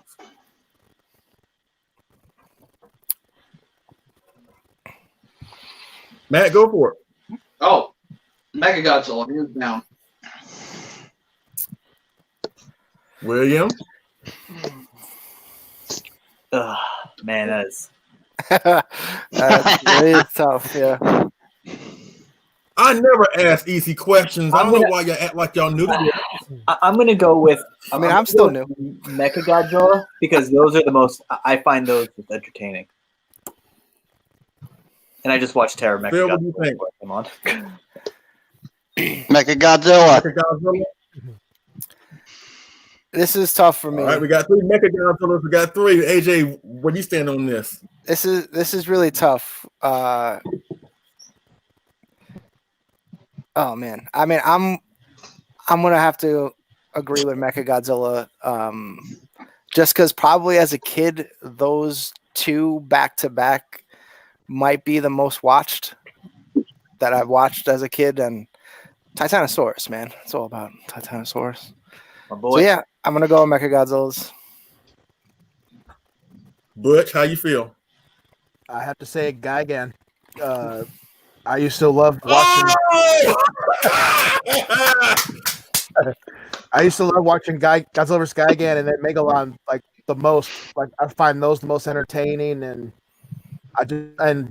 gotta love Jet Jaguar too. So yeah, I'd say Gigan for sure.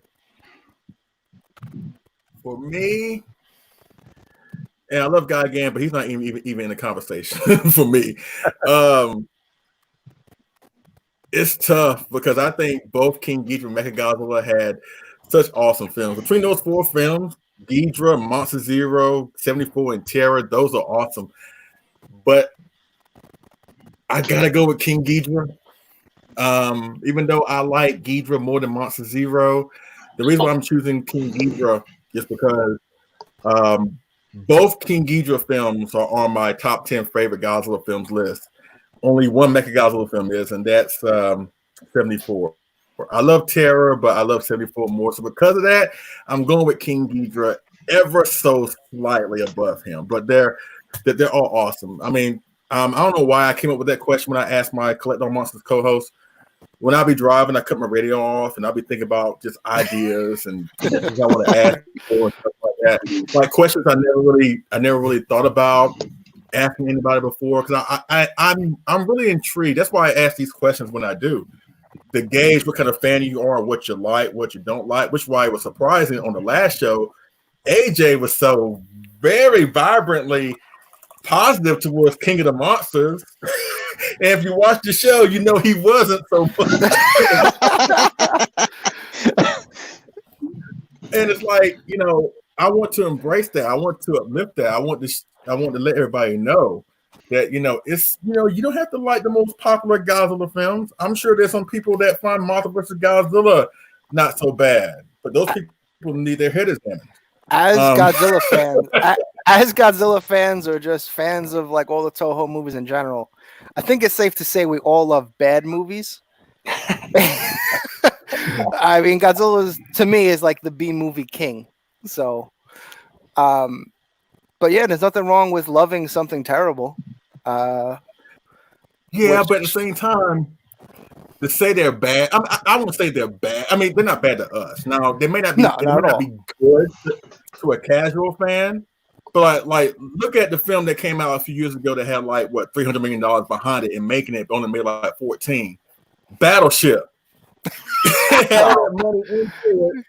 But in my opinion, Godzilla's Megalon is 10 times more enjoyable than Battleship. And Godzilla's Megalon ain't exactly the most popular Godzilla film in the franchise.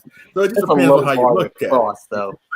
I mean, if we even just bring it back to the Godzilla series, I mean, isn't Gino typically the highest grossing Godzilla movie ever? And I'm pretty sure that's universally, for the most part, hated amongst Godzilla fans. So yeah, that's true. Definitely doesn't mean how much money. But a lot of folks don't want to give that film credit either. And mind you, as I mentioned in my Death Over review, it's the execution of that character is what I find issue with. Yeah. As I mentioned many times before, Godzilla 98, when I look at that film, and it took me a while to wrap my mind around the concept, but I don't think about Godzilla when I think about that film, or when I watch that film. If you look at it as just a monster film, as like a straight up monster film, like The Relic, or what other monster film out there? It's a remake. Just whoever beat the monster film. 20,000 Fathoms. Pretty much. Something like that. As a monster movie, I enjoy it. But when you call it Godzilla, I'm like, but is it? Right. Yeah. He doesn't breathe fire. Like, that's where I'm at with it. He doesn't even give us a fin charge. I mean, it's an okay monster movie. Yeah. That animated It's kind of- series, which I think I've brought up, is a totally different story. Animated series is fantastic. That's the thing. The animated series was more faithful to the original Godzilla than the film was. Yeah, I man, mean, they had at least this one- Mechanicon. That's amazing.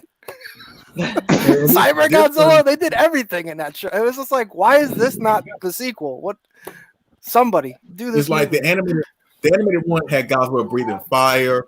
They kind of like invented the whole Monarch type of setup, where the team traveled with Godzilla in the world, taking on monsters, stuff like that.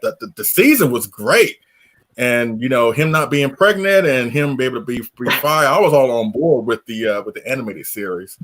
But like I said, it's the execution of the character. But at the same time, without that film, we probably wouldn't have gotten the Millennium series, like the Millennium series that as we know it. Now, AJ, before you have a temper tantrum, I know you don't care much for the Millennium series.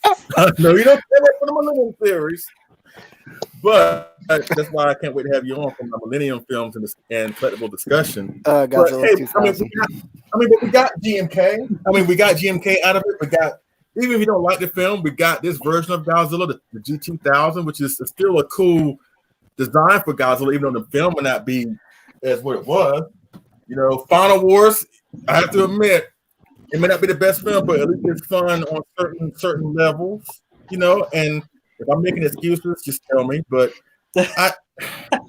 just a little bit. But still, it's that to say once again, as I mentioned in my video of the Death for Real, to say that nothing good came from the '98 film being around is just, in my opinion, is just not true. So, like I said, in addition to them, we did get a bunch of those great Adult Swim skits. So the robot chicken.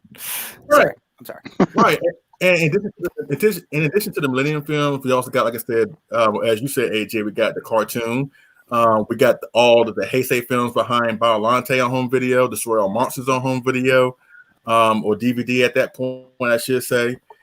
So we gotten some good stuff from the '98 film being around, and also at the same time with the film being out there, kind of like 2014, it gives people a reason to go back and try to discover the old Godzilla, which is why one of the reasons I want to have JT on the show earlier. If it can expose people to the classic version of Godzilla, I'm fine with that. I'm really fine with that. So, but with that being said, you know what, ladies and gentlemen, let's go into more positive territory and let's talk about the recent influx of X Plus figure news that we got just yesterday. Want to give a huge shout out. Hopefully he's still in the chat. Kaiju Battle, Michael Farah. He's going to be on the next live stream show next month. Don't know what topic that we're going to talk about, but he's going to be on the show. Want to give you a huge shout out to him and his website, Kaiju Battle. He has provided information on news information about the films, collectibles, all that good stuff. That is a great resource and great website. Please go to kaijubattle.net. It's an awesome website, and he's an awesome guy. Yes. And he broke the news yesterday, or if you're on the S Plus Collectors Facebook group, like all of us are. We got word that S Plus had what was an online event, a spring Kaiju festival, and they showcased some new figures. A couple figures coming from the Favorite Sculptors line, a new version, not new version, but a monster that they've been working on since 2018 is finally coming out. A new Death for Real was showcased. We will get all that and more. So basically, for the duration of the episode, which I want to stay online for at least another hour and 15 minutes. I want to shut down like around 8 o'clock. But what I want to do, I'm gonna showcase. I can't really share screen what I want to show you. So I'm about to show you stuff on my phone. It's the best thing I can do because I'm not tech savvy. But what I want to do, I'm gonna showcase a few figures that we know are coming, and just let me know your thoughts about it. If you're gonna get it, but which way you're gonna go, Standard or Rick. And the first figure is, where you at? Here you go. Hopefully you can see it. Can you see it? The Death for Real 74 with the Rick alien. Which of y'all are getting it? Are you getting it? Are you not getting it? Go for it. Matt, go for it. No plans of getting it right now, but if I do, I want to go Rick. Yeah, same thing. I'm not planning on picking it up just right now. But if I was going to, I think the Rick option is really the only way to go. Phil, I kind of know where you're going with this. You know, that's my suit. Got to go, Rick. Got to have that little monkey. You know what? I'm gonna put you on the spot, Philip, because I'm sick and tired of you always saying, I love the superhero Godzilla. It's my favorite suit. Which one's your favorite suit? Oh, my favorite suit is from 68 to 75. No, you're gonna pick one tonight.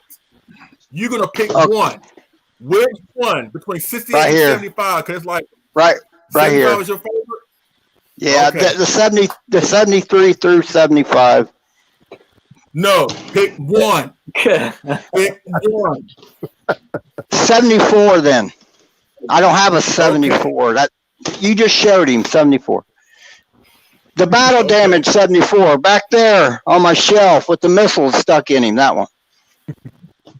Once again, Philip loves Godzilla when he's like Godzilla when he's on life support.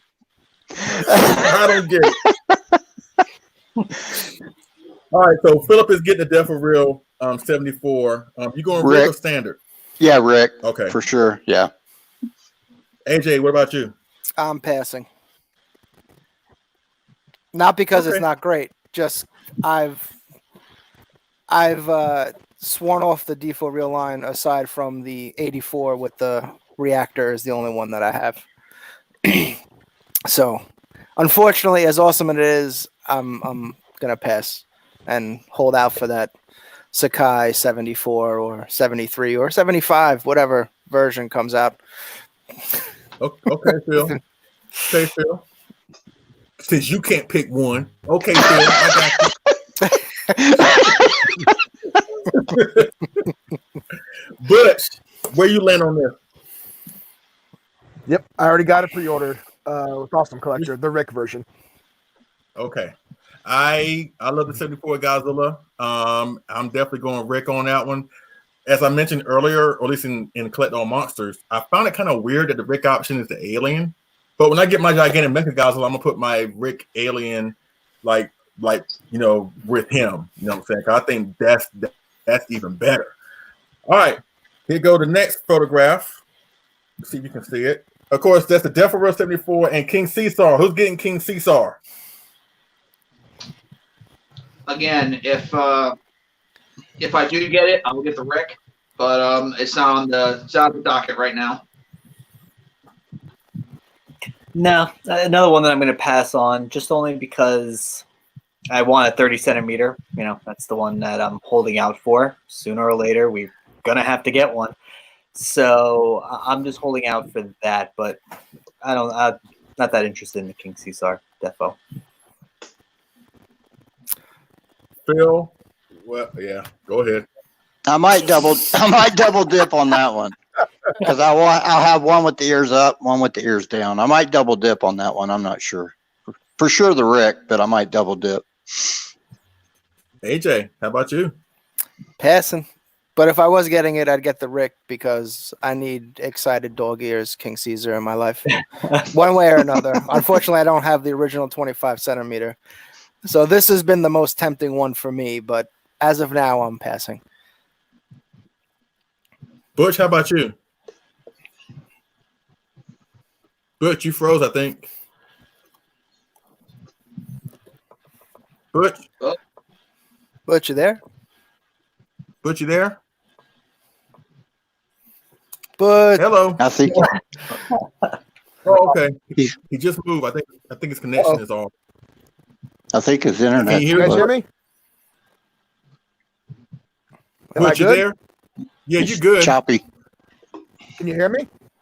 Yeah, your internet connection is kind of choppy. Can you guys see me? Yeah, we can see you, Batista. Uh-oh.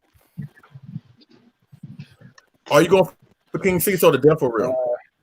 Oh, okay. Am I good now? Sounds like it. Yeah, somewhat. But go ahead. Okay. Yeah, I'm gonna go for the Death for Real King Caesar Rick. I got that pre-order with Awesome Collector as well. Okay. I definitely am going for the Death for Real King Caesar. I'm going Rick on that one because I love that statue. I had the 25, and that statue is awesome too.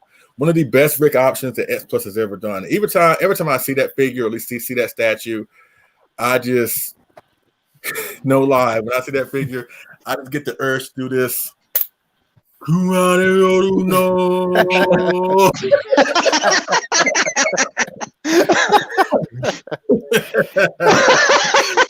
God.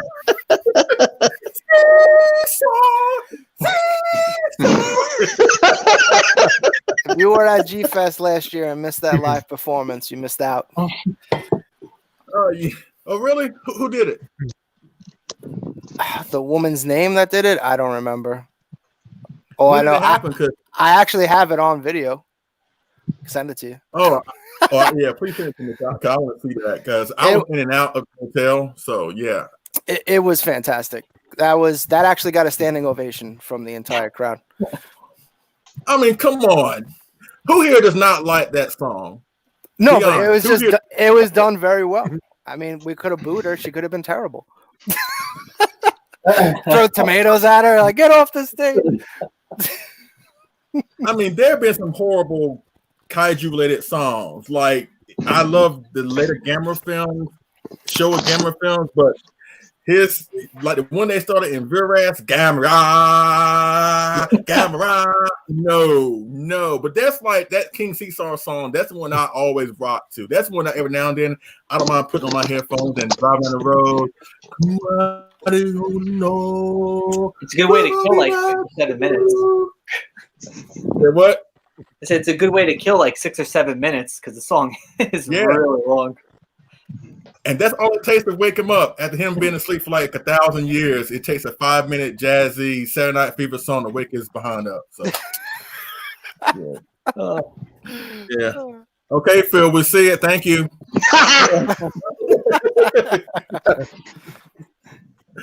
All right, let's go to the next one now. We mentioned the Death of Real 74 Godzilla. We mentioned King Caesar. Of course, this kind of came out of nowhere, but you know what? It's not surprising. This guy, the Death of Real 1974 Mecha Godzilla. Who's getting it? Who's not getting it? Go for it.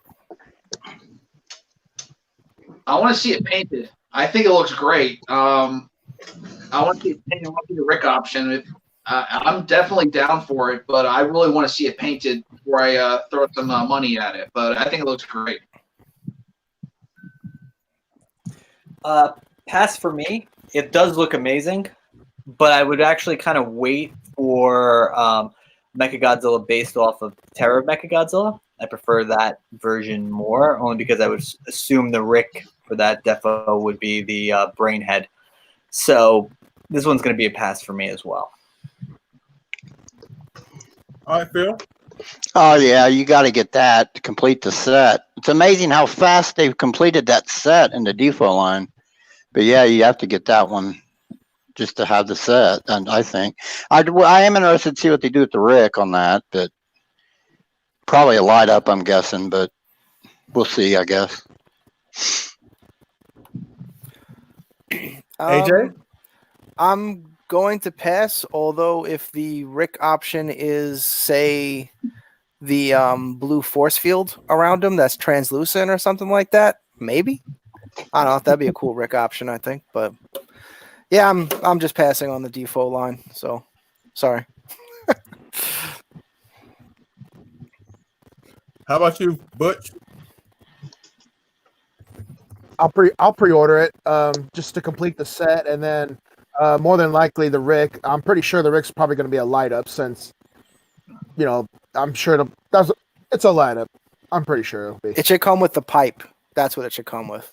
Forget the blue. Thank you. The blue shield. That'd be awesome. Life size, like full replica pipe. I'm just like, all right.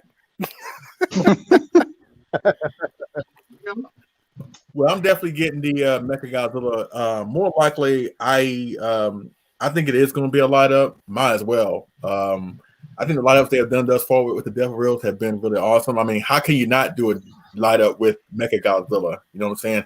Or like what AJ said with the pipe. I hope X Plus does that at some point.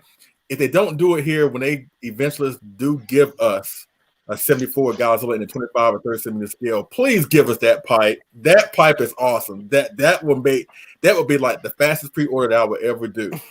Trust and believe that. Now, as I mentioned earlier just now, they've been working on a kaiju for 2 years. Like we first got word of this kaiju at Super Festival in September of 2018, and now it's finally painted and it's hopefully be up for pre-order soon. Of course, we're talking about the 25 centimeter Iris from Gamera 3, the Revenger Iris, a dope Pope sculpt, and it's finally coming to us. Yes, yes, yes. Can't wait for this. Matt, what do you think? I'm on Twitter right now looking at it from the Rick site for Twitter. It looks amazing, head to toe. I got the 25 centimeter 99 Gamera the other year ago, the Rick. I'm going to have to say yes to this. Oh, this is a definite yes. Now, the funny thing is the way his feet are set up, I'm going to have to like rig up some from stand on this shelf because I don't want to fall through and pieces break off. But, oh, yeah, that's a definite yes. Now, whatever the Rick option is, I'm not sure. I have to wait and see, but that's a definite yes.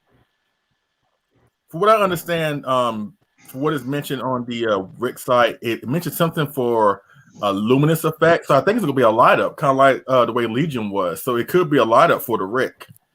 Okay. Hey, so remember, Legion, like his chest, like those big blue portals right there on his chest, it would light up. His eye or whatever you want to call an eye would light up. So I'm thinking that would be the case. Now, I don't think he's going to be as big as Legion, and thank God, because the shipping for Legion was woo, Lord have mercy. I'm still feeling the effects of that. But once again, I can't wait for Legion. Will, what you said on this? So, first, I'm going to say this. It kills me that Iris is like fully painted and looks like it's almost ready to go when I have yet to see my Mecha King Ghidorah in any kind of sense. And they were basically both announced at the same time. So this one pains me a little bit because I know we're so excited. It looks amazing. There's no doubt that the Heisei Gamera films had some amazing kaijus, in them and their suits and everything like that. I am going to pass because I don't have any Gamera figures in my collection, and I'm not the biggest Gamera fan. Maybe that might change. I pre-ordered the new Blu-ray collection for Gamera, but right now, I just, it's really cool looking. It just doesn't fit my collection in any kind of way. Phil, what do you think? I'm not sure on that one. I do have the new 99 that's coming out. Should be shipping anytime. The battle damage one. But I'm not sure on the Iris. I may have to watch what I spend because of my job and everything. I'm in aviation, and this whole thing's hit us pretty hard. So I may have to skip on some things, and that might be one I have to skip on. So. Okay. AJ, what about you? I'm torn. The way it looks is fantastic. But I have been swearing off 25 centimeters. But I do have Dope Pope's Orga, which is probably one of the best Orga figures ever made. So I don't know. It's gonna be a 50-50 for me. I'm leaning towards yes though, because it just looks fantastic. Okay. Good. I'm probably undecided because it's mostly due to shelf space. I mean, it looks beautiful, and I love the movie, but it's mostly just shelf space. So as of right now, I'm really undecided on Iris. Yeah. Me, definitely getting it. I love, as y'all know, I love Gamera. And that's the thing. I'm not going to get the 25 centimeter Gamera 99.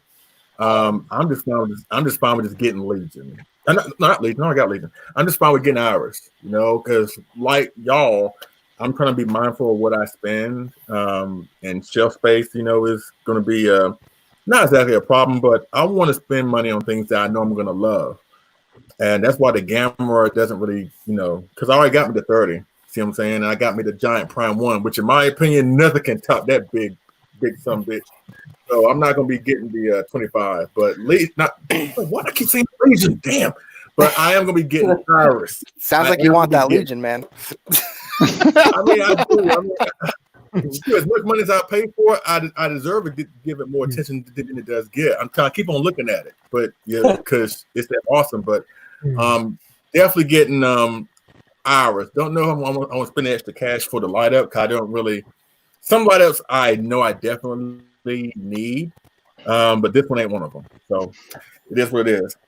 All right. Now, I did mention Final Wars earlier, and of course, this figure was teased, I think, at New York Comic Con last year, but it's from a new line that they have not really talked about a lot.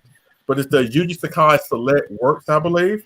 And of course, he did, Sakai did a sculpt of the Final Poster version of, not Final Poster, Final Wars, like early promotional poster of Godzilla from Godzilla Final Wars. And now X Plus is doing that in this Yuji Sakai Select Works line. It's going to be a resin, like mini diorama piece. I think it'll be like 25 centimeters tall, something like that. It's going to be made of resin. So who here is getting this? Looks amazing, but just gotta wait and see on this. I love it. I'm looking at it right now, all the different pictures they put for it. It looks amazing, but I have a very funny feeling this is going to be a $300, maybe $400 figure. I mean, I love the way how it can light up. It looks fantastic. It's breathtaking. It's just have to wait and see on that.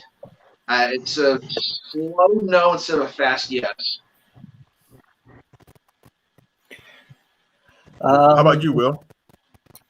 I saw it up close and personal at New York Comic Con. It does look amazing, and in the photos and everything else like that, it looks great. I just, Final Wars is not a film that I really particularly like. The Millennium series in general isn't something that I'm a big fan of. So again, it doesn't really speak to me, and that thing looks very breakable. I don't even want to look at it wrong. So, it's going to be an amazing piece, and whoever gets it, it's going to be one of those center pieces for a collection. I do think it's going to be that good. But for me, I don't think it's something I'm going to go for. Phil, what about you? You going to go for it? I'll probably pass. I'm with William on the brake thing. I'm afraid it get all broken and it being resin and all that. And I think I'd pass on that one. That's one I'm probably going to pass on. AJ, what about you?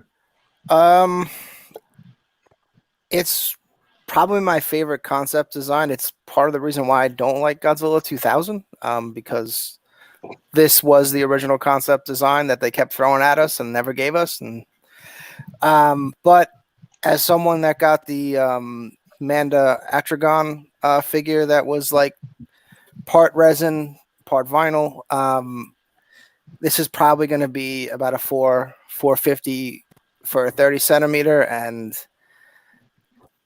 I just don't think a 30 centimeter is worth that kind of money, in my opinion. So the Manda Atragon has haunted me because it's an amazing figure, but it wasn't worth what it was plus shipping. When I got it, I was like, I might have made a mistake. So I'm gonna pass on making that possible mistake twice. Butch, what about you? It's an easy pass for me. I like Final Wars and I love the way it looks. But I'm happy with my 30 centimeter Final Wars Godzilla. It's an easy pass for me. Yeah, it's an easy pass for me. Not because I don't care too much for the film, but if it were bigger, then maybe I would go for it. Like if it were a true 30 centimeter, which they're advertising that it's not going to be, but with it already being resin, huh? It says 23 centimeter on the Rick site. Right. So that being small, if it's $200, I'll get it. 23 centimeter. Yeah, it's not going to be that. Though. That's the And thing. only It's 6 centimeter across. So, but still, on top of that, what's going to make it expensive is resin. So that right there is going to jump the price up exponentially, and I don't think it's going to be worth that up there in price. And once again, I'm like Phil and William. I'm afraid with it being resin, especially with those dorsal plates being so jagged, it may come like snap off. Now I do have some resin pieces in my collection, like this Gamma. He's resin. He's a heavy some bitch, but he's still resin. And I have to, mess around with him with kitty gloves because he one bad bump and a tusk is falling off or his shell gets cracked. So I don't want to go into a lot of resin pieces. And like I said, Final Wars is not one of my most favorite Godzilla films. And plus, if that figure a little bit bigger, I would go for it. But that's an easy pass for me. But if they're gonna be going down the line with doing these like works from Sakai, right? I'll pass on this. But if they were to do the GMK poster edition, I would go after this. What about y'all? Oh yeah. oh yeah. Thank you. That's cool looking. Yeah. That's pretty sweet. But if I had to pick, I'd go with that. I think someone actually just did it. The like G84 red poster with where he's like looking up in the buildings. Like, give me that in vinyl. I don't care. I just throw a number. Just shut up and take my money. Buy that in a heartbeat. All right, well, we're done with the Final Wars. Now we got like 3 more to go. Actually 2 more that's new and 1 oldie a little bit. At least one has been out there for a little bit that I want to get these guys' opinion on.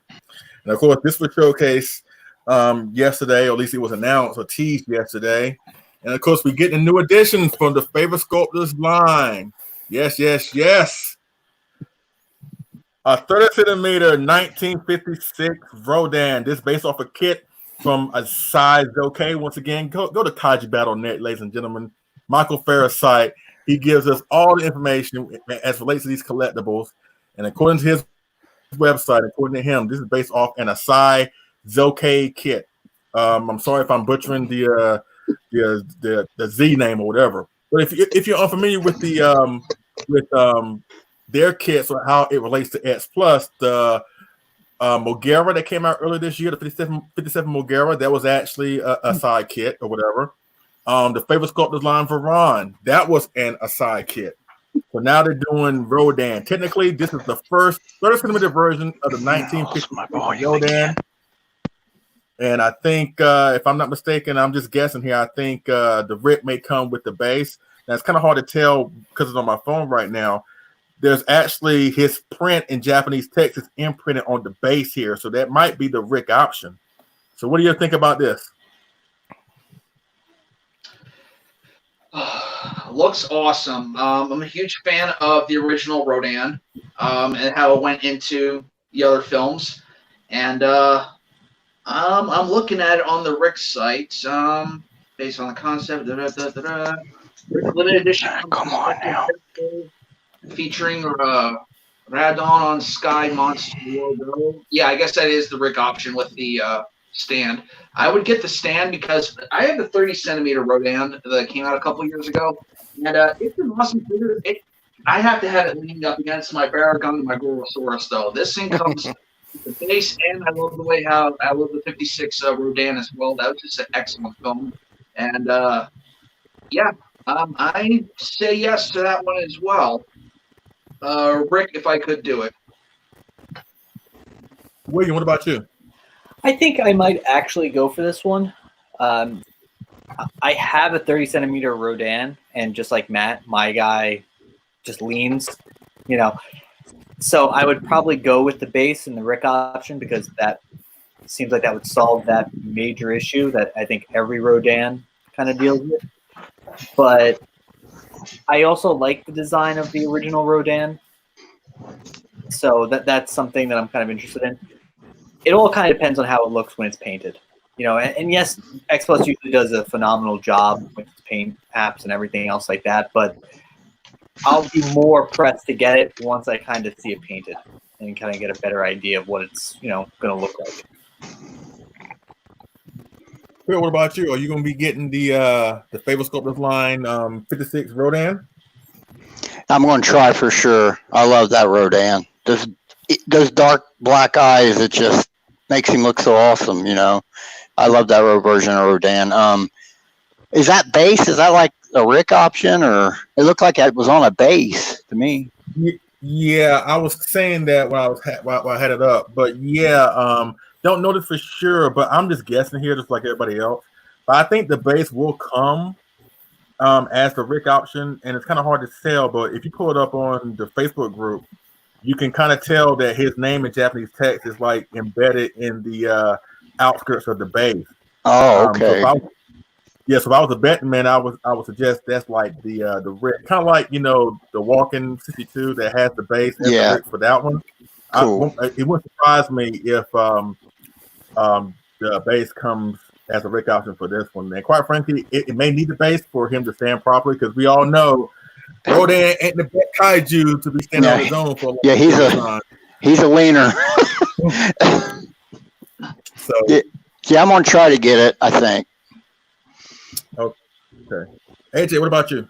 100% buy for me. I've actually passed on the 25 centimeter several times, holding out for a 30 centimeter because I've been letting go of some 25 centimeters and trying to stay disciplined, I guess. But yeah, this is 100. I mean, unless they literally painted the wrong color, I should be good. I hope the Rick is more than the base, but it's probably going to be the base. I would love to. They're probably not going to do another flying like miniature. But I don't know. It'd be cool if the base like lit up with like lava, like it looked like it was like on top of the volcano. That'd be pretty sweet. But we'll see. Right. Butch, what about you? I'm definitely pre-ordering it when it comes out. Probably get the Rick option, depending what it is. If it comes with the base normally for both standard and the Rick, I would say for a Rick option, I'd like to see maybe a hatchling Rodan coming out of the egg, or maybe or maybe the Mega Nulon? Yeah, Mega Nulon. Yeah. Mm-hmm. Maybe one of those is like an extra Rick option. And also it'll be my very first if I do get it, it'll be my very first favorite sculpture line piece. I don't have any favorite sculpture line pieces in my collection.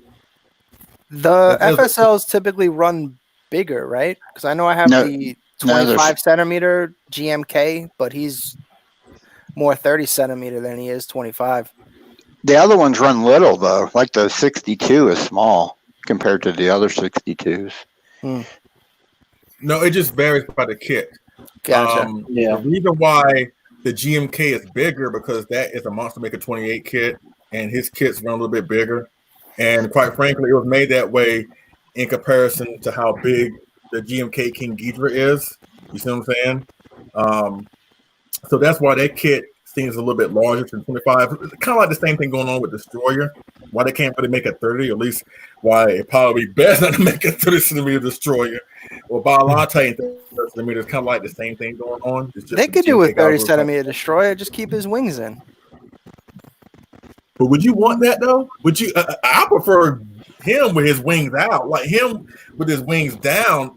I would know. I mean, I would only prefer it if the Rick came with a 25 centimeter stage 2 flying destroyer. Probably be $1,000, but whatever. Yeah, no. I mean, you asked what I wanted. I mean, that's what I would want. Man, you try to kill people's bank accounts. Trying to do. Yeah. Just get that Spiral King Ghidorah if you want to kill your bank account. Have fun pushing that on your show, AJ. You like anybody? Anyone? Push it. I don't even think I can display it behind me. The box is probably my entire wall. I won't even need a green screen backdrop. It would just be the box. And they posted a YouTube video of that thing, and the Gigantic 19 don't look that bad with it. No, yeah, it's great. It's like perfectly in scale, which is. I thought it wouldn't be, but it actually looks in scale. Yeah, I was surprised. Yeah, that thing's gonna. I hope that thing ships well, and the people that get it, it comes with no issues. Oh man, yeah, I know. But man, that thing is monstrous. Yeah, it's huge. No pun intended. To answer that question, I'm going to be getting the Rodan. Just depends on what the brick. I mean, not what the I think we kind of know what the brick's going to be, but like we don't want to see it painted first before I make any kind of decision. But I do want to get it. Once again, the 56 Rodan is not my favorite incarnation of Rodan. Quite frankly, I always said if they were going to go back to the 56 Rodan, I would love to have them do a flying version, like a 30 centimeter flying version of Rodan. Which I think they probably will do. But so far, the only thing that we got from the 56 Rodan is the 25 centimeter, which is a good figure. I'm not going to lie. It took me a while to come around on it, but I do have it, and it's awesome. But like I said, technically, this is the first 30 centimeter 56 Rodan that we've ever gotten from Nets Plus, even though it is an established kit from somebody else. So why not, right? So that's why I'm going for it. All right. A couple more. Let's see.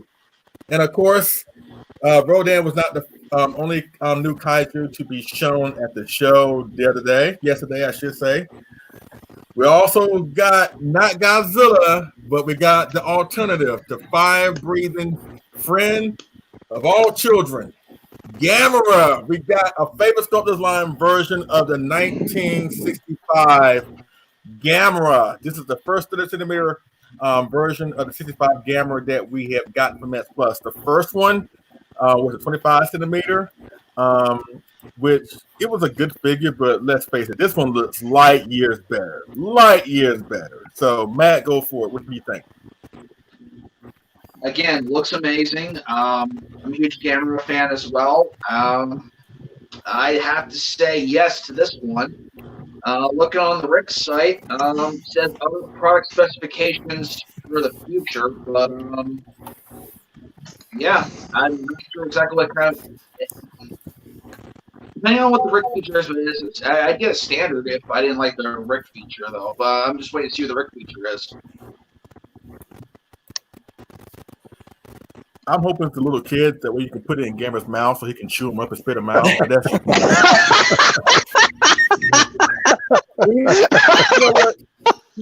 know what? Okay, who's demented now?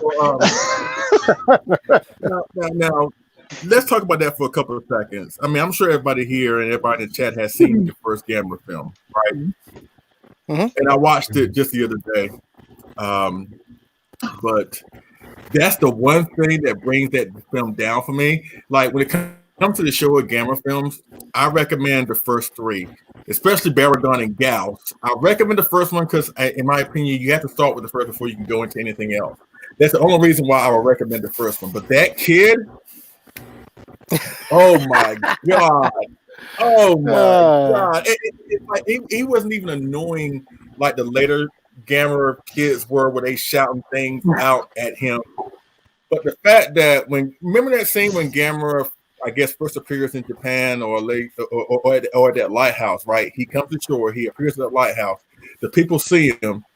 This dumb little kid is gonna go up the lighthouse, where the lighthouse is right near Gamera's face. Gamera tears down the lighthouse, and he's hanging for dear life. And then Gamera saves him. Then they go into this weird bit where he believes that his tiny pet grew up into Gamera, and he's collecting rocks, saying this is Gamera's house. I'm like, kid, are you? There's something wrong with you. And then later on, when they try to lure Gamera away with the fire to lead him to that island, and Gamera's pulling those train cars, this dumbass little kid gonna get on one of the train cars, gonna hang on it while Gamera's pulling closer to him. He's hanging on in a train car like. And they're like the officials at the yard were like, "There's a killer on that train, go get him." I was like, "Man, let that kid die. He's stupid, man."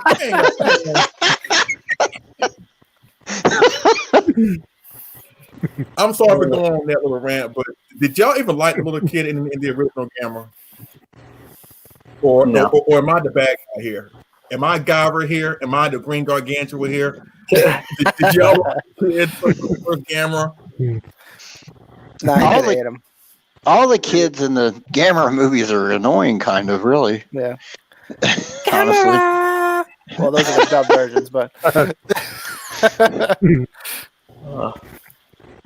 But God Almighty, I mean, the other Gamera kids didn't bother me, but the one, and I hate to say it like this, but the one from the original Gamera film, that's the only kid I wanted to die. I'm sorry. I'm just being honest with you. I wanted that kid to die. He was, oh my God. He's, you know, like I said, that's the one thing that kind of brings that film down, because that film is supposed to be somewhat of a serious portrayal of Gamera. You know, it's his first film. He's somewhat of a villain, I guess. You know, he's the main antagonist of the film. But him being there just felt kind of like out of place. Now, I know around the same time, you know, with Monster Zero, Ultraman, you know, and other kaiju films at the time, they were going for a lighthearted, campy feel, and I kind of get that. But for Gamera's original film, I just felt like him being there was just so out of place. Who's next? William, yeah, go for it. Are you gonna be getting a new favorite sculptors line, Gamera? So I have to say, this figure, out of all the figures that were shown, looks the best. Like, it just is a stunning piece. And I'm not even that big of a fan of Gamera to begin with. But if I was going to pick up a figure of representing him, it would probably be this one. I was stunned by how great this figure looked in all the photos. You know, if that's just the standard, I don't even think I would really need the Rick. I mean, unless it comes with the rocket that they shoot him out in space with. That's a whole different thing. But honestly, it's a really good figure, to the point where I would consider picking this guy up. Phil, I know you're gonna get it, but go ahead, go for it. Yeah, this is the one that my jaw dropped on, man. This one, it looks totally amazing. It's a insta buy for me. I mean, the thing looks awesome. AJ, what about you? Are you gonna get the friend of all children? Most likely. I'm sorry, that's kind of weird. Yes, of course. But so this one's 30 centimeter, right? Yeah. Supposedly, yeah. So I was literally on the fence about letting my 30 centimeter Baryugan go. And now it looks like, yeah, I'm not going to do it. And I'm probably going to get this guy. Yeah. Blasphemy. Especially since he's looking down. I know they're not even in the same movie. But the fact that he's looking down, I mean, just the setup ideas alone, it's going to look fantastic. So most likely, yes, I'm going to. I don't know what the Rick option is going to be, but regardless, one version will be mine. Butch, what about you? Are you going to go for the Gamera? Definitely going for it. I was undecided at first, but then just thinking about it more, I'm going to go for it because I noticed I like to collect 30 centimeter-ish figures in my collection more, and I love the black and white Gamera movie, and I want to get it. It just looks amazing, and depending what the Rick is, you know, I don't know if I'm going to go standard or Rick, but if it comes with the Kenny for the Rick, I'm not getting it.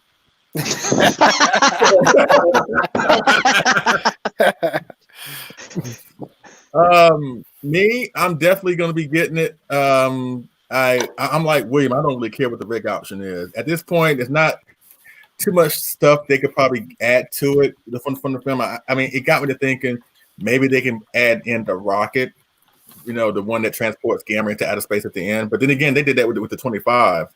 But it's not like S Plus has not reused past Rick pieces for future ones. So it's not much, you know. I know I'm going to get it, so I'm more. I know for a fact I'm more likely going to leave for the standard unless it comes up with a light up in his mouth, because like the one that I have I just showed, the light up in his mouth is awesome. So if they kind of do the same thing with this version of Gamera, then maybe I may go for the Rick. But for right now, I'm definitely getting it. Before we go to the last kaiju, the last figure that I want to ask y'all about, whether you have it or not, tell me what is your favorite collectible that comes from the favorite sculptors line, whether you have it or not, whether you have it or whether it's something that you want to add to your collection at some point. What is the best figure that X Plus has ever done from the favorite sculptors line?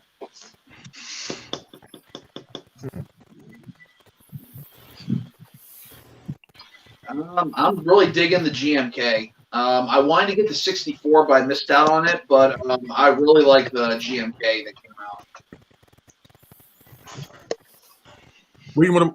What about you? Was Ebra just a regular X Plus release, or was that favorite sculptors line? Regular. Regular? The ones that came from the favorite sculptors line, and I'm trying to think off the top of my head. They did 2 62s. They did a 64. They did Deathgador, the GMK Mothra and Baragon set, Mogera. Did I say GMK Godzilla? Did I say that? I did say Varan. Varan, right? yeah, Varan's one, I think. Varan. Those are the ones that I can really think of at this point. I would say I'm going to go with the one that I own, the 62, the first one. I actually really like that one a lot. The walking one as well is also really good in my opinion. I find that they kind of fit the films, very well, like at least in different areas of the film, different parts of it. So I thought those were really well done, in my opinion. Phillip, go for it. Deathgador. I think that one's really underrated. It's really good figure. AJ, what about you? It's a toss up between Death Ghidra and the GMK Godzilla. If I had to pick, I'm gonna lean towards the GMK Godzilla because I just absolutely love the pose that he's in. It really captures the movement of the suit. So yeah, I'm gonna go the GMK Godzilla. I'm gonna agree with Matt. Butch, what about you? Well, as I said before, I don't own any favorite sculptor line figures, but I guess as far from pictures and videos, I would say the Death Ghidra for ones that are out now. But I guess for pre-orders between the Rodan and the Gamera, I'd have to probably say the Gamera. For me, the best, at least the one that I love the most, I should say. I still consider it the best. That's just from my opinion. But the one I enjoyed the most is the GMK Baragon Mothra set. Seeing those 4 monsters together, comprising one of my most favorite Godzilla films, is so amazing. And that's the one release where I felt like X Plus should have done another way, or at least gone a different route. Because between the 2 monsters, Baragon was more so of the draw. You see what I'm saying? I see a couple people that said, "Hey, I'm going for the set," but if anybody wants Mothra, hey, I'll set up to you. Blah blah blah. What I think they should have done was they should just brought out Baragon as the standard, then brought out Mothra as the Rick version. But that set was just a Rick exclusive set, and a lot of people don't really have access to Ricks unless you know somebody. And there's only so much they were going to make anyway. So if I was in charge, if I could go back, I would have made Baragon just the standard and the Mothra the Rick to go along with Baragon. Now, for the final figure, of course, this was announced like in between this show and the last show, so I haven't really gotten your take on this. We did talk about this on Collector Monsters, but I want to get your take on this. Of course, this guy. Hold on. Here we go. The 1993 30cm Godzilla. Are you getting it? Are you double dipping? Go for it. What you saying? What you doing? I'm getting the standard. I want to double dip and get the Rick because I just love that scene when he rises up after being killed by Mechagodzilla and then just destroys the crap out of him right afterwards. I love both versions. Yeah, the gold dust is a little weird on it, but then it's right out of the film. I thought that entire sequence was awesome. Yeah. Never forget the name there, Leslie. Never forget the name. The only thing that would have changed differently about the Rick is that I would have given it red dorsal plates, but I guess that's doing go a little too far. But yeah, I'm really digging both versions. I am getting the standard as of right now, but looking for the Rick. Then again, maybe it's better. I'm only getting the standard. We'll have to wait and see. But I would definitely if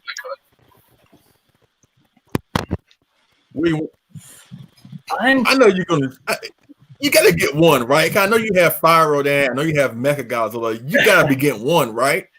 I'm thinking about it, to be honest with you. I think I would go with the gold, only because the Heisei Godzillas are like, you know, probably like the best design for Godzilla in a lot of ways. For a lot of people, it's very iconic. You know, Right. it kind of everyone thinks of when Toho. When you say Godzilla, a lot of people think of like that Heisei Godzilla.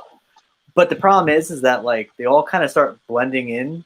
So I think the gold will definitely help it stand out. And I just got the battle damaged Mecha Godzilla, Super Mecha Godzilla. So I think that would work best for my grouping. But I haven't fully decided yet on if I'm going to pick it up, though. I definitely do like it. All right, Phil.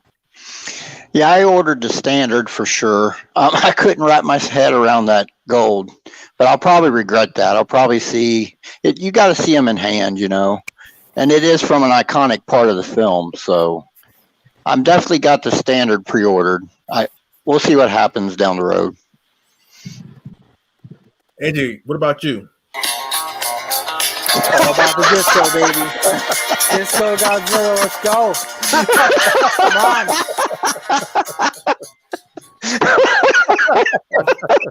100% pre-order. Disco forever.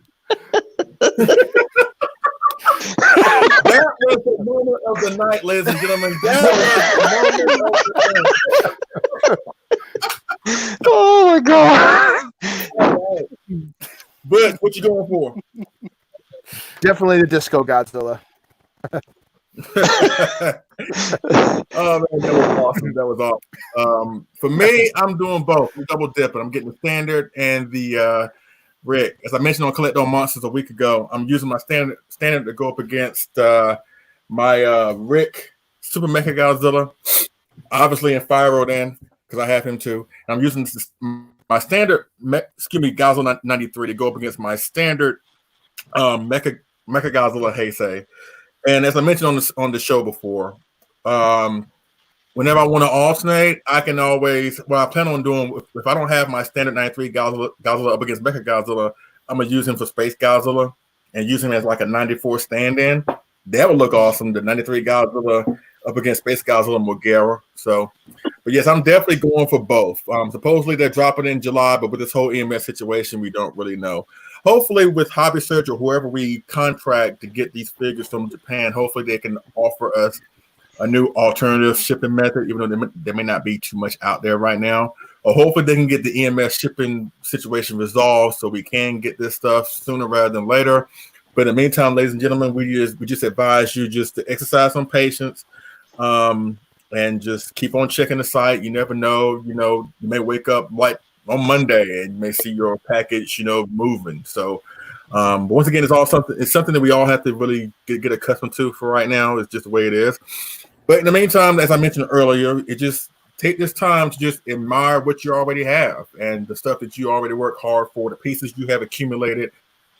Be reminded why you got that piece in the first place, and just makes you more appreciative and happy for what you got. So that's pretty much it. That is it with the show. It's been 2.5 hours. Thank y'all so much for being a part of the kickoff show with Sandra and JT. I'm sure we made a new Godzilla fan out of all this. Of course, to my awesome co-host Aj Russo from the awesome auction show Kaiju Live. He's having his newest episode tomorrow night on Sunday. Of course, Matt Jacobson, Godzilla 851, William Fett from the Godzilla Files, Butch Bollinger, Brutazilla, and Phillip Frazier, Phil the Kaiju King. Thank y'all so much for being a part of this. So one by one, talk about, if you can, plug whatever you got coming on your channel for the foreseeable future. Foreseeable future, the only thing I have on pre-order right now is the Defo Reel 99. We're waiting to see where that's coming. The 93 standard, that's hopefully coming soon as well. I'm really digging that Gamera the way it looks, which brings me to a question. I like to ask you gentlemen, ask the chat. As a younger person, as right now, I don't really see that much difference between the Gamera suits throughout the film. There's maybe tiny little tweaks. would you purchase more Gamera Showa suits if they were made into X Plus, whether 25 centimeter, 30 centimeter periscope line, or UG Sakai? That's the question. I like. I would grab a crawling Gamera if they did that in 30 centimeter.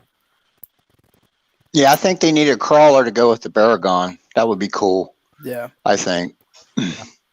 But yeah, no, I think you're right. There really isn't that much of a difference. Maybe we can get a Gauss getting his head cut off by Girion. That'd be cool. We need we need more villains. We need the horror lineup. For all the crazy stuff in that series. We need more villains, I think. In 30 centimeter. Okay.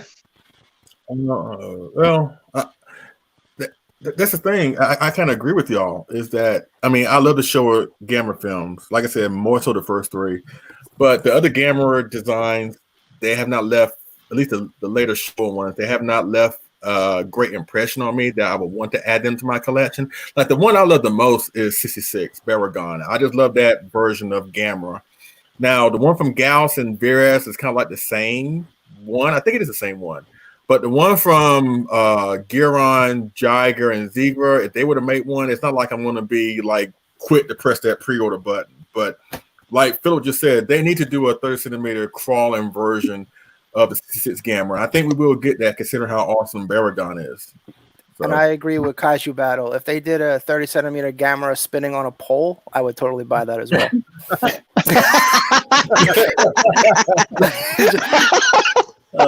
Just press the button and he just goes around like a Christmas ornament or something. It'd be incredible.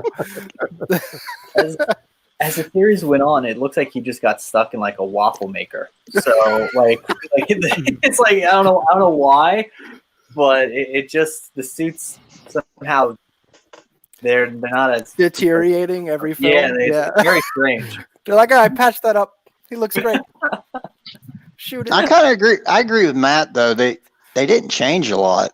It's like the Heisei Godzilla's 84 and 95, but everyone in between, they're kind of all the same. 84 and 95 are the most unique of the Heisei. And Showa, they're all different, almost every version. And even Millennium, they're different. But Heisei, except for 84 and 95, all the ones in between, they kind of just meld together to me. That's just me. So, William, what do you have coming up on your channel? As far as my channel goes, I'm actually trying to just get back into doing videos. I work in healthcare, so it's been extremely busy since everything hit. So I haven't been able to have time to actually even record anything. So I have a couple of things. I have some new movies. Have some Kaiju Battle videos that I wanted to kind of take and do. So I'm probably going to be working on those, and hopefully maybe like in 2 weeks or so have some stuff that I can kind of give out on a regular basis. Phil, how about you? Well, since we're not getting any figures, like today I went back and did a video for the 25 centimeter Hedra Rick edition final form. That was a great figure. I'd probably just go back and do some figures I haven't done because my channel isn't even a year old yet, and I've been collecting this stuff for 3 years. So I'll probably go back and do some older figure videos and stuff because it don't look like we're going to be getting anytime soon. I don't think so. Yeah. Like I said, just appreciate what you have and go back and and cover past stuff. Correct. So, AJ, what about you? Besides your upcoming show for tomorrow night. Oh, by the way, did you get that stuff I sent you? Yes, I did. That will be on tomorrow's show, actually. Thank you so much, man. Make that money, man. Make that money. So tomorrow, yes, we have a show tomorrow night. Since this is X Plus group, this will be up there tomorrow at some time. The 84 Sakai Rick. But as far as the channel goes, we actually just crossed 500 subs, which is, I can't even believe it. That's crazy to me. So congratulations. Thank you. Thank everybody that supports us. But as far as the channel, I mean, we have inventory here, and we're gonna do what we can to put on a fun show every week. But unfortunately, if new product's not allowed to basically come in till August, I don't know how many more shows. So you might see me more on these live streams than on Kaiju Live in the coming months. We'll see how it plays out. But for now, so far so good. So we'll stay on schedule as long as we can. How about you, Butch? Well, first things first, I need to work on my channel. I need to get it started up and running again. It's been way too long. I've got so much great stuff to review, and not included in the pre-orders. I actually recently ordered a couple figures that are available in stock now. So I have, let's see, I have the Rick, Godzilla, and Anguirus Death for Real set coming. Thanks to your review, Leslie. I love watching it. It made me convince me why I wanted to get it. And I also have the Death for Real Kong Skull Island versus Skullcrawler, and the the Kong Death for Real with the octopus as well coming. So yeah. What's coming next on my channel, once again, as I mentioned earlier, the Kong 2.0 should be up by like Monday. After that, as I mentioned on my last video, I got like 15 or 14. No, I'm sorry. I didn't say that on the last video. I said that on the Kong one, which will be upcoming real soon, like I said. But I got like between my live stream ideas, which I'll talk about in a couple of seconds. I have a few figure reviews I got to do. Of course, Baragon, God almighty. I got to do 25 centimeter 2000 Godzilla and Org. I want to do that. What else? It's a daggone shame. I should know this offhand, but I really don't. I got to do a 64 post, not post, but a video with all the 64 guys who have my collection. I still got to do a whole bunch of those book reviews, which they just announced. Once again, kaijubattle.net. Check it out. The newest Toho special effects books, that I'd be promoting and talking about, blah, blah, blah. The next two that I think are dropping not in May, but in June are the adult version of Batra, or just Batra in general. And one of Matt's favorites, the 1994 Godzilla from Space Godzilla, just Godzilla himself, where they showcase of the suit and stuff like that, was coming next month in May, and just in a few short days from now. They're doing a book on Matango, and they're doing one on the Frankenstein's monster from Frankenstein Conquers the World. So try and get your hand on those books. Even though the shipping, I know situation is kind of sucky right now, but try and get at least a Frankenstein book, because anything involving Toho Frankenstein, I'm going to try and get. So that's what you have to look forward to on the channel. Now, as far as like live stream ideas, I have so much that I want to do. Yep, 91 Godzilla. Man, God, that's one of the packages that is stuck in limbo for me. I can't wait to get my hands. I don't want to plug myself again, but if you go to kaijulive.shop, I got several of these books available. If anyone's interested. How many you have? I actually did buy from your website. You have? Really easy. Did you? Yeah, and really fair prices and everything like that. So, this is another plug for your website. So thank you. Thank you so much. Hey, but I bought some of the books. What's that, Leslie? And how many do you have? I pretty much have left. I have a decent selection still left. In terms of the new ones, in terms of the new ones, I got Godzilla 91, King Ghidorah 91, Caesar 74, Godzilla 74. You have Megalon? Megalon sold out. I'm sorry. How much are they? How much are you charging for these books? They're $19.50 each, and I can fit up to 5 in a flat rate envelope, which is $7.75 for shipping. I'll tell you what. If you can, you selling them on just your website, or do you have to go through your auction show? Because if you can, no, they're not auctioned. They're flat rate, like they are the price they are on the website. You can get them there, But do me a favor. Do me a favor if you can. Set aside the 74 Godzilla King Caesar and both 91 books, and I'll pay you next week. Is that fine? Sounds good, man. I'll write that down right now. And when I get my books from Japan, I may just either donate them back to your show so you have extra copies, or I may just give everybody. You know what? That's what I do, because I have a shipment coming from Japan, courtesy of Awesome Collector, and I have the 91 Godzilla book, the King Ghidorah 91 book, 74 Godzilla, and King Caesar book, and I have Megalon. Now I am going to keep Megalon. But since I'm paying you for the books, AJ, I'll tell you what, here's what I'm going to do. Since y'all have been such awesome friends to me, awesome co-hosts, how about this? Matt, I'm going to give you the 91 Godzilla book. William, I'm going to give you, William, do you have the King Ghidorah book already? No, not the King Ghidorah book, no. I'll tell you what, when I get it in, I'm going to send you the King Ghidorah book as a free gift. Thank you. Let's see. Who likes King Caesar more between Butch and Phillip? Which one do you like King Caesar more? Does it matter? It doesn't matter to me. It doesn't matter to me either. Okay. I'll tell you what, Phillip, I'm going to send you the 74 Godzilla book, and Butch, I'm going to send you the King Caesar book. How about that? Well, thank you. Thank you very much, man. It's awesome, man.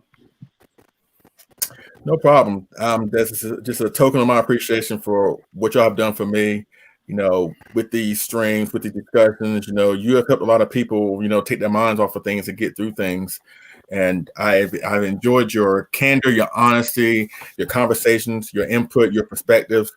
It does not go unnoticed. So take this as a token of appreciation from me to y'all for being great friends of mine, to be great pillars of our community, and great content providers that will help us get us through this thing for the foreseeable futures. So once again, Matt, you're getting Godzilla. William, you're getting Mecha King Ghidorah / King Ghidorah 91. Phillip, you're getting 74 Godzilla.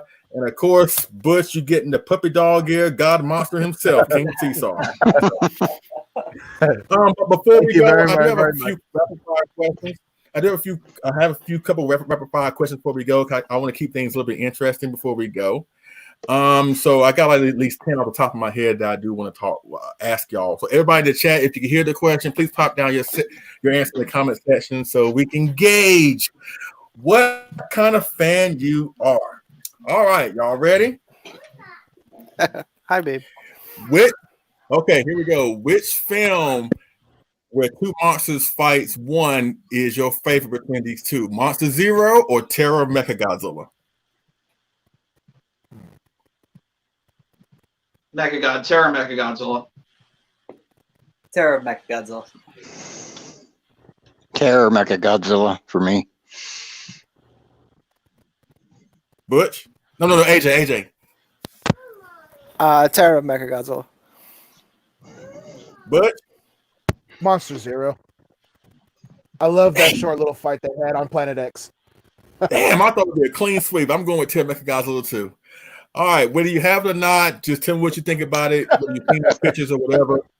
All right, which Heisei gigantic X Plus figure is the best? The Burning Godzilla or the 89? 89. 80.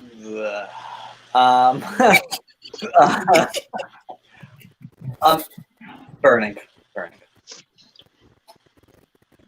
So we got 89 Burning. Phillip, where you at on this? Burning Godzilla. Okay. AJ, where you at? I'm sorry. What was the question? My daughter came down and was yelling at me. Well, you probably deserved it. Anyways, which X Plus gigantic, which X Plus Heisei gigantic series figure is the best? The 95 or the 89? Oh, I go with the 89. So we got two 89s, two 95s. Where you at, Butch? 89. I don't own them, but 89. So it's 389s and 295. So why does it always come down to me where I have to be the tiebreaker? What the hell is that all about? Come on, Leslie. You know. Oh my God. You know. I'm looking at both. I got the 89 across the room. I got chunky orange spooky fingers up right here. I don't know it because they both are oh God. Especially looking at it from this angle. Oh God.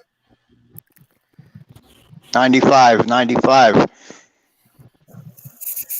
95, just a little slightly. 95. I gotta go with 95. All right. Okay, here we go. Better fight scene. The final fight scene to King Kong versus Godzilla, or the final fight scene to War of the Gargantuas? Oh. Come on.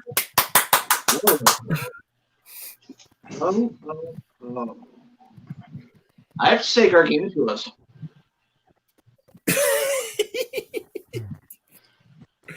William, I know you're trying to stall because I see you like, oh my God. Oh my God. That's a good one. That's a good question. I'm gonna go with King Kong versus Godzilla because of the fact they kind of had a plan for the whole entire battle, including how they were going to end the battle. The War of the Gargantuas, they just felt like they were filming, and then all of a sudden someone realized they have to figure out a way to end the film. And so they're like, well, why don't we just have a volcano open up in the harbor of Tokyo and just be done with it? So I'm going to go with Kong versus Godzilla. Bill, what about you?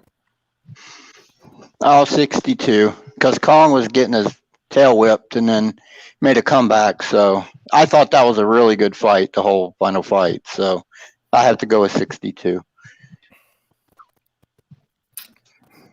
All right. AJ? Because I hate Lightning Hand Kong, I'm going to go with War of the Gargantuans. He's cheating, man. It's cheating.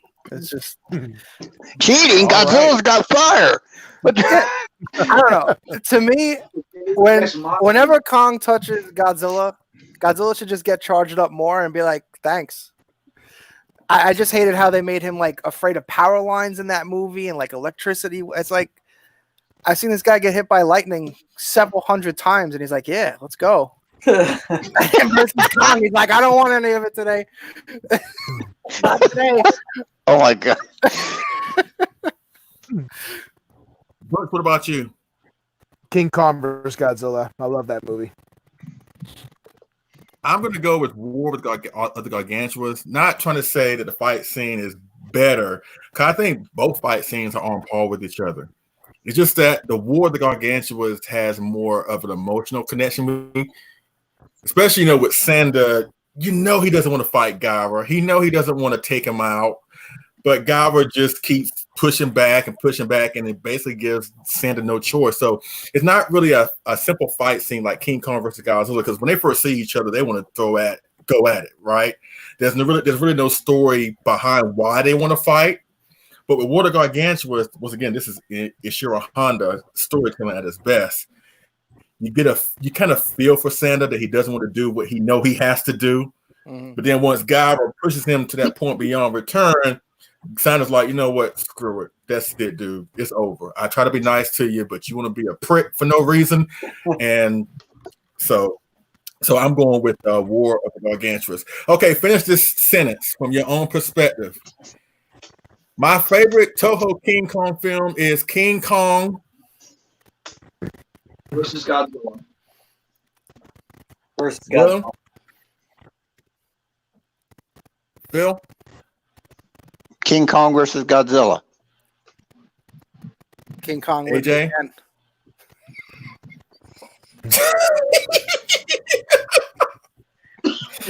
Sorry, I had to bring it back to snake bouquets and stuff like that. I would say Kong Skull Island. That's Toho. Oh, it's Toho. I'm sorry. Then yes, King Kong Escapes. Versus Godzilla. Mine is King Kong Escapes. All right. Which controversial Godzilla film is your favorite between these two? It have alienated some fans, but you still find a way to enjoy it. Shin Godzilla or Godzilla vs. Hedra? Those are hated by fans. Some people don't get the bizarre Hedra, and let's not talk about Shin Godzilla because we'll be here for 3 more hours. So Deep dive extra. It's like comparing steak to chicken. They're two different things. I mean, they're trying to have 2 way different messages, and one's about pollution, the other one is about the Fukushima disaster. It's 2 different things. No, I'm saying like in response to Godzilla fans responding to it, because there are a lot of fans, even though Hedra may be popular with a lot of Godzilla fans, there are some fans that they're not really into it. The same thing can be said for Shin Godzilla. There are a lot of fans that love it, but then there are a lot of fans that don't really get it. It's like one of those films that's kind of split, kind of like Son of Godzilla. Some people like it, some people don't like it. Like those are the films, in my opinion. Those are the films, in my opinion, that kind of like split the fan base. But which one do you enjoy more is the question. I'd say Hedra. I have to be in the mood to watch Shin. I love Shin. It's an excellent movie, and Godzilla is awesome in it. It's just I get more enjoyment out of Hedra. I'm gonna go with Shin. I'm not the biggest fan of Hedora. The film is, and I saw it late, so I don't have any like emotional connection to it. But I really like Shin Godzilla. Phil? Hedra for me. I mean, we're in full superhero Godzilla mode there, so and the way Hedra, it was the first movie where I went, Godzilla might lose, so Hedra for me. AJ.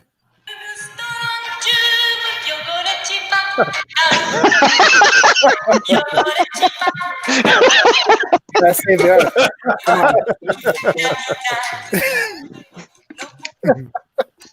Butch, what about you? Save the Earth for me. All right, mine is Hedra. I just love that movie, really do. I love Shin too, but I love Hedra more. All right, which Godzilla film reboot is better, 84 or 2014? 84. Butch, I already know how you feel about that. Oh yeah. 84. Oh yeah. Yeah. 84. Hands down. 84. 84. AJ? Once again, coming up for sale tomorrow night. Yeah, 84. No question. Of course, Butch, go ahead. Yeah. Right there, 84. But if we're getting, I should have changed it. Technical, we're getting 85. Yes, that I do prefer the American version more. Yes. Yeah, same here. Okay. How about this for I'm not gonna cuss, but I'm gonna say it for craps and giggles. Which one you like more between these two? That's Godzilla vs. Gigan or Godzilla vs. King Ghidorah? King Ghidorah 91. Godzilla vs. Gigan or Godzilla vs. Ghidorah? Godzilla vs. Gigan. Gigan for me. Godzilla vs. Gigan. Versus Gigan. All right. I'm all alone. Let's see. Which one do I like more? I like them. I love them both. But I have to go back to my top 10 list. And on my top 10 list, it goes like this: Mothra versus Godzilla is my first. Gigan is second. Third is Godzilla vs. King Ghidorah. So I have to go with Gigan on this one. All right. Which 70s villain gave Godzilla the worst beating? Hedra, Gigan, or Mecha Godzilla? Ooh. We're not going to count Megalon for obvious reasons. So which one of those 3 gave Godzilla the worst beating in the 70s? Hedra, Gigan, or Mecha Godzilla? See, I want to say Mecha Godzilla, but now the more I think about Hedra, Godzilla like limped away from that fight, where Godzilla walked tall and proud from Mecha Godzilla. I say Hedra. William? I'm gonna say Megalon because Godzilla's reputation got like annihilated after that movie was released in America. That's what people pictured. But no, I mean, in all seriousness though, Hedorah, I mean, pretty much burned Godzilla alive, to his bones. So it's gotta be Hedorah. Bill? This one's a tough one. I'll say Hedorah too, because Godzilla was in pretty rough shape. I mean, in '74 he came back and had some magnetic powers and all that, but in '71 he didn't do none of that. He was just taking a beating. So I'll say Hedorah. AJ? I'm gonna go with a Hedorah as well because there's still no explanation to how he got out of that pit of slime. It's never shown. No one has any idea. He just shows he's like, "Hey, I'm fine. I don't know how I got out of here. I should have been dead." But Hedorah pooped on him. Yeah, that didn't show. Yeah, it's just like, I don't know how he got out of that. He's all right. Now he can fly too. Look at that. But I will also say that 74, where just that scene, that like look on his face where he's got, and all the blood and all the missiles in his chest, and he's just kind of like just battle ready, and everything flies off him. I mean, I know that's not it. I don't think that answers the question. But Hedorah, sorry, rambling. Next. AJ? No, not AJ, but Butch? I'd have to say Hedorah. I was thinking it was kind of tough, but then I thought about it. Like, yeah, Mecha Godzilla. He got beat pretty bad with all the missiles and blood on him. But then he went Super Saiyan and then uses Jedi powers on Mecha Godzilla. So I would say definitely Hedra, because Hedra just beat the heck out of him, and he literally crapped on him, humiliated him. And I think without the people's help with that device, I don't think Godzilla would have beat Hedra. So definitely Hedra for me. Let's see, for me, I say the one that gave him the worst beating, or the worst fight. Worst beating. I should say. Of course it's easy to say Mechagodzilla because of what happened, but I'm going with Hedra. Hedra was the one monster, and I said this many times before, actually turned the movie off when Godzilla, at that point when he got pooped on. I'm like, there's no way he can do this. I'm like, there's no way he can come back from this. And I didn't want to see Godzilla lose. So that's why I cut it off at that point. But I cut it back on again and saw that Godzilla, with some help, was able to get rid of Hedra. But he lost, his hand was melted to the bone. He lost an eye. He probably succumbed to sulfuric fumes, where it probably gave him some lung problems. The times that Godzilla kept getting knocked to the ground probably gave some CTE. So yeah, I'm going with Hedra. So that's pretty much it with the rapid fire questions. I have more, but we're gonna save it for another episode. And as I mentioned earlier, a few ideas I want to get off the ground as far as like live streams. I want to do one devoted to the Millennium Films and collectibles, as I mentioned earlier. We definitely got to do one for the 1960s Part 2 discussion, talking about Sea Monsters, and the Godzilla, Destroyer Monsters, blah, blah, blah. I want to do one devoted to the X Plus Yuji Sakai line. I want to do that one. I want to do one devoted to nothing but King Ghidorah figures, as well as the movies. Mechagodzilla, the same thing, nothing but Mechagodzilla figures and movies. I also want to do, like, for X Plus, I want to do a versus series. I want to do like, which one do you like better? Because we know, like, between the 25, 30 centimeter lines, sometimes they'll make one monster in both lines. So I want to compare, like, let's say the Rodan 64 in 25, 30 centimeter scales. Which one do you like better? Or Gigan, which one you like better between 25, 30 centimeter scale? Something like that. So I want to do a versus type of live stream with that. Of course, these going to be coming like in the next few months, and once I get more ideas, we'll have more live stream shows. But in the meantime, once again, stay safe, stay healthy, keep your chin up, keep on keeping on, and we will be fine. Once again, as far as like the virtual G-Fest thing, not knocking the people that have already put G-Fest plans in place, We're not trying to hate on that. We're not trying to hate on that at all. But we're trying to come up with a contingency plan just in case something happens there and they don't have G-Fest. And as everybody talked about earlier just now, I think everybody will be on board with the virtual G-Fest, and hopefully we can get that thing going. So once again, subscribe to Godzilla A51, Brutazilla, the Godzilla Files, for the Kaiju King, and of course, Kaiju Live. Thank you to Matt, William, Phil, Butch, and AJ for being part of this discussion. Do y'all have any final words before we roll up out of here? No. Thanks so much for having me. Yeah, it's always fun. And once again, like I said, those books will be coming to you. As soon as I get them in my hand, I will send you those books. But AJ, like I said, I'm going to get with you personally so I can send you the money for the books that I want. Okay. But yeah, this has been a great show. Thank you so much for the candor, for the great conversations. You know what I'm saying? Hopefully we've addressed some questions that maybe you have had about the EMS shipping and our thoughts on the new figures that are coming out and blah, blah, blah. So hopefully, like I said, hopefully through time, we will get a handle on this thing. We'll get through this and we'll be fine. But we'll get through this together. In the meantime, go watch some Godzilla films. That's the cool thing about Godzilla. He has lots of films with great replay value. Or go back and admire some of the stuff you got in your collection. There's plenty of stuff that you can do.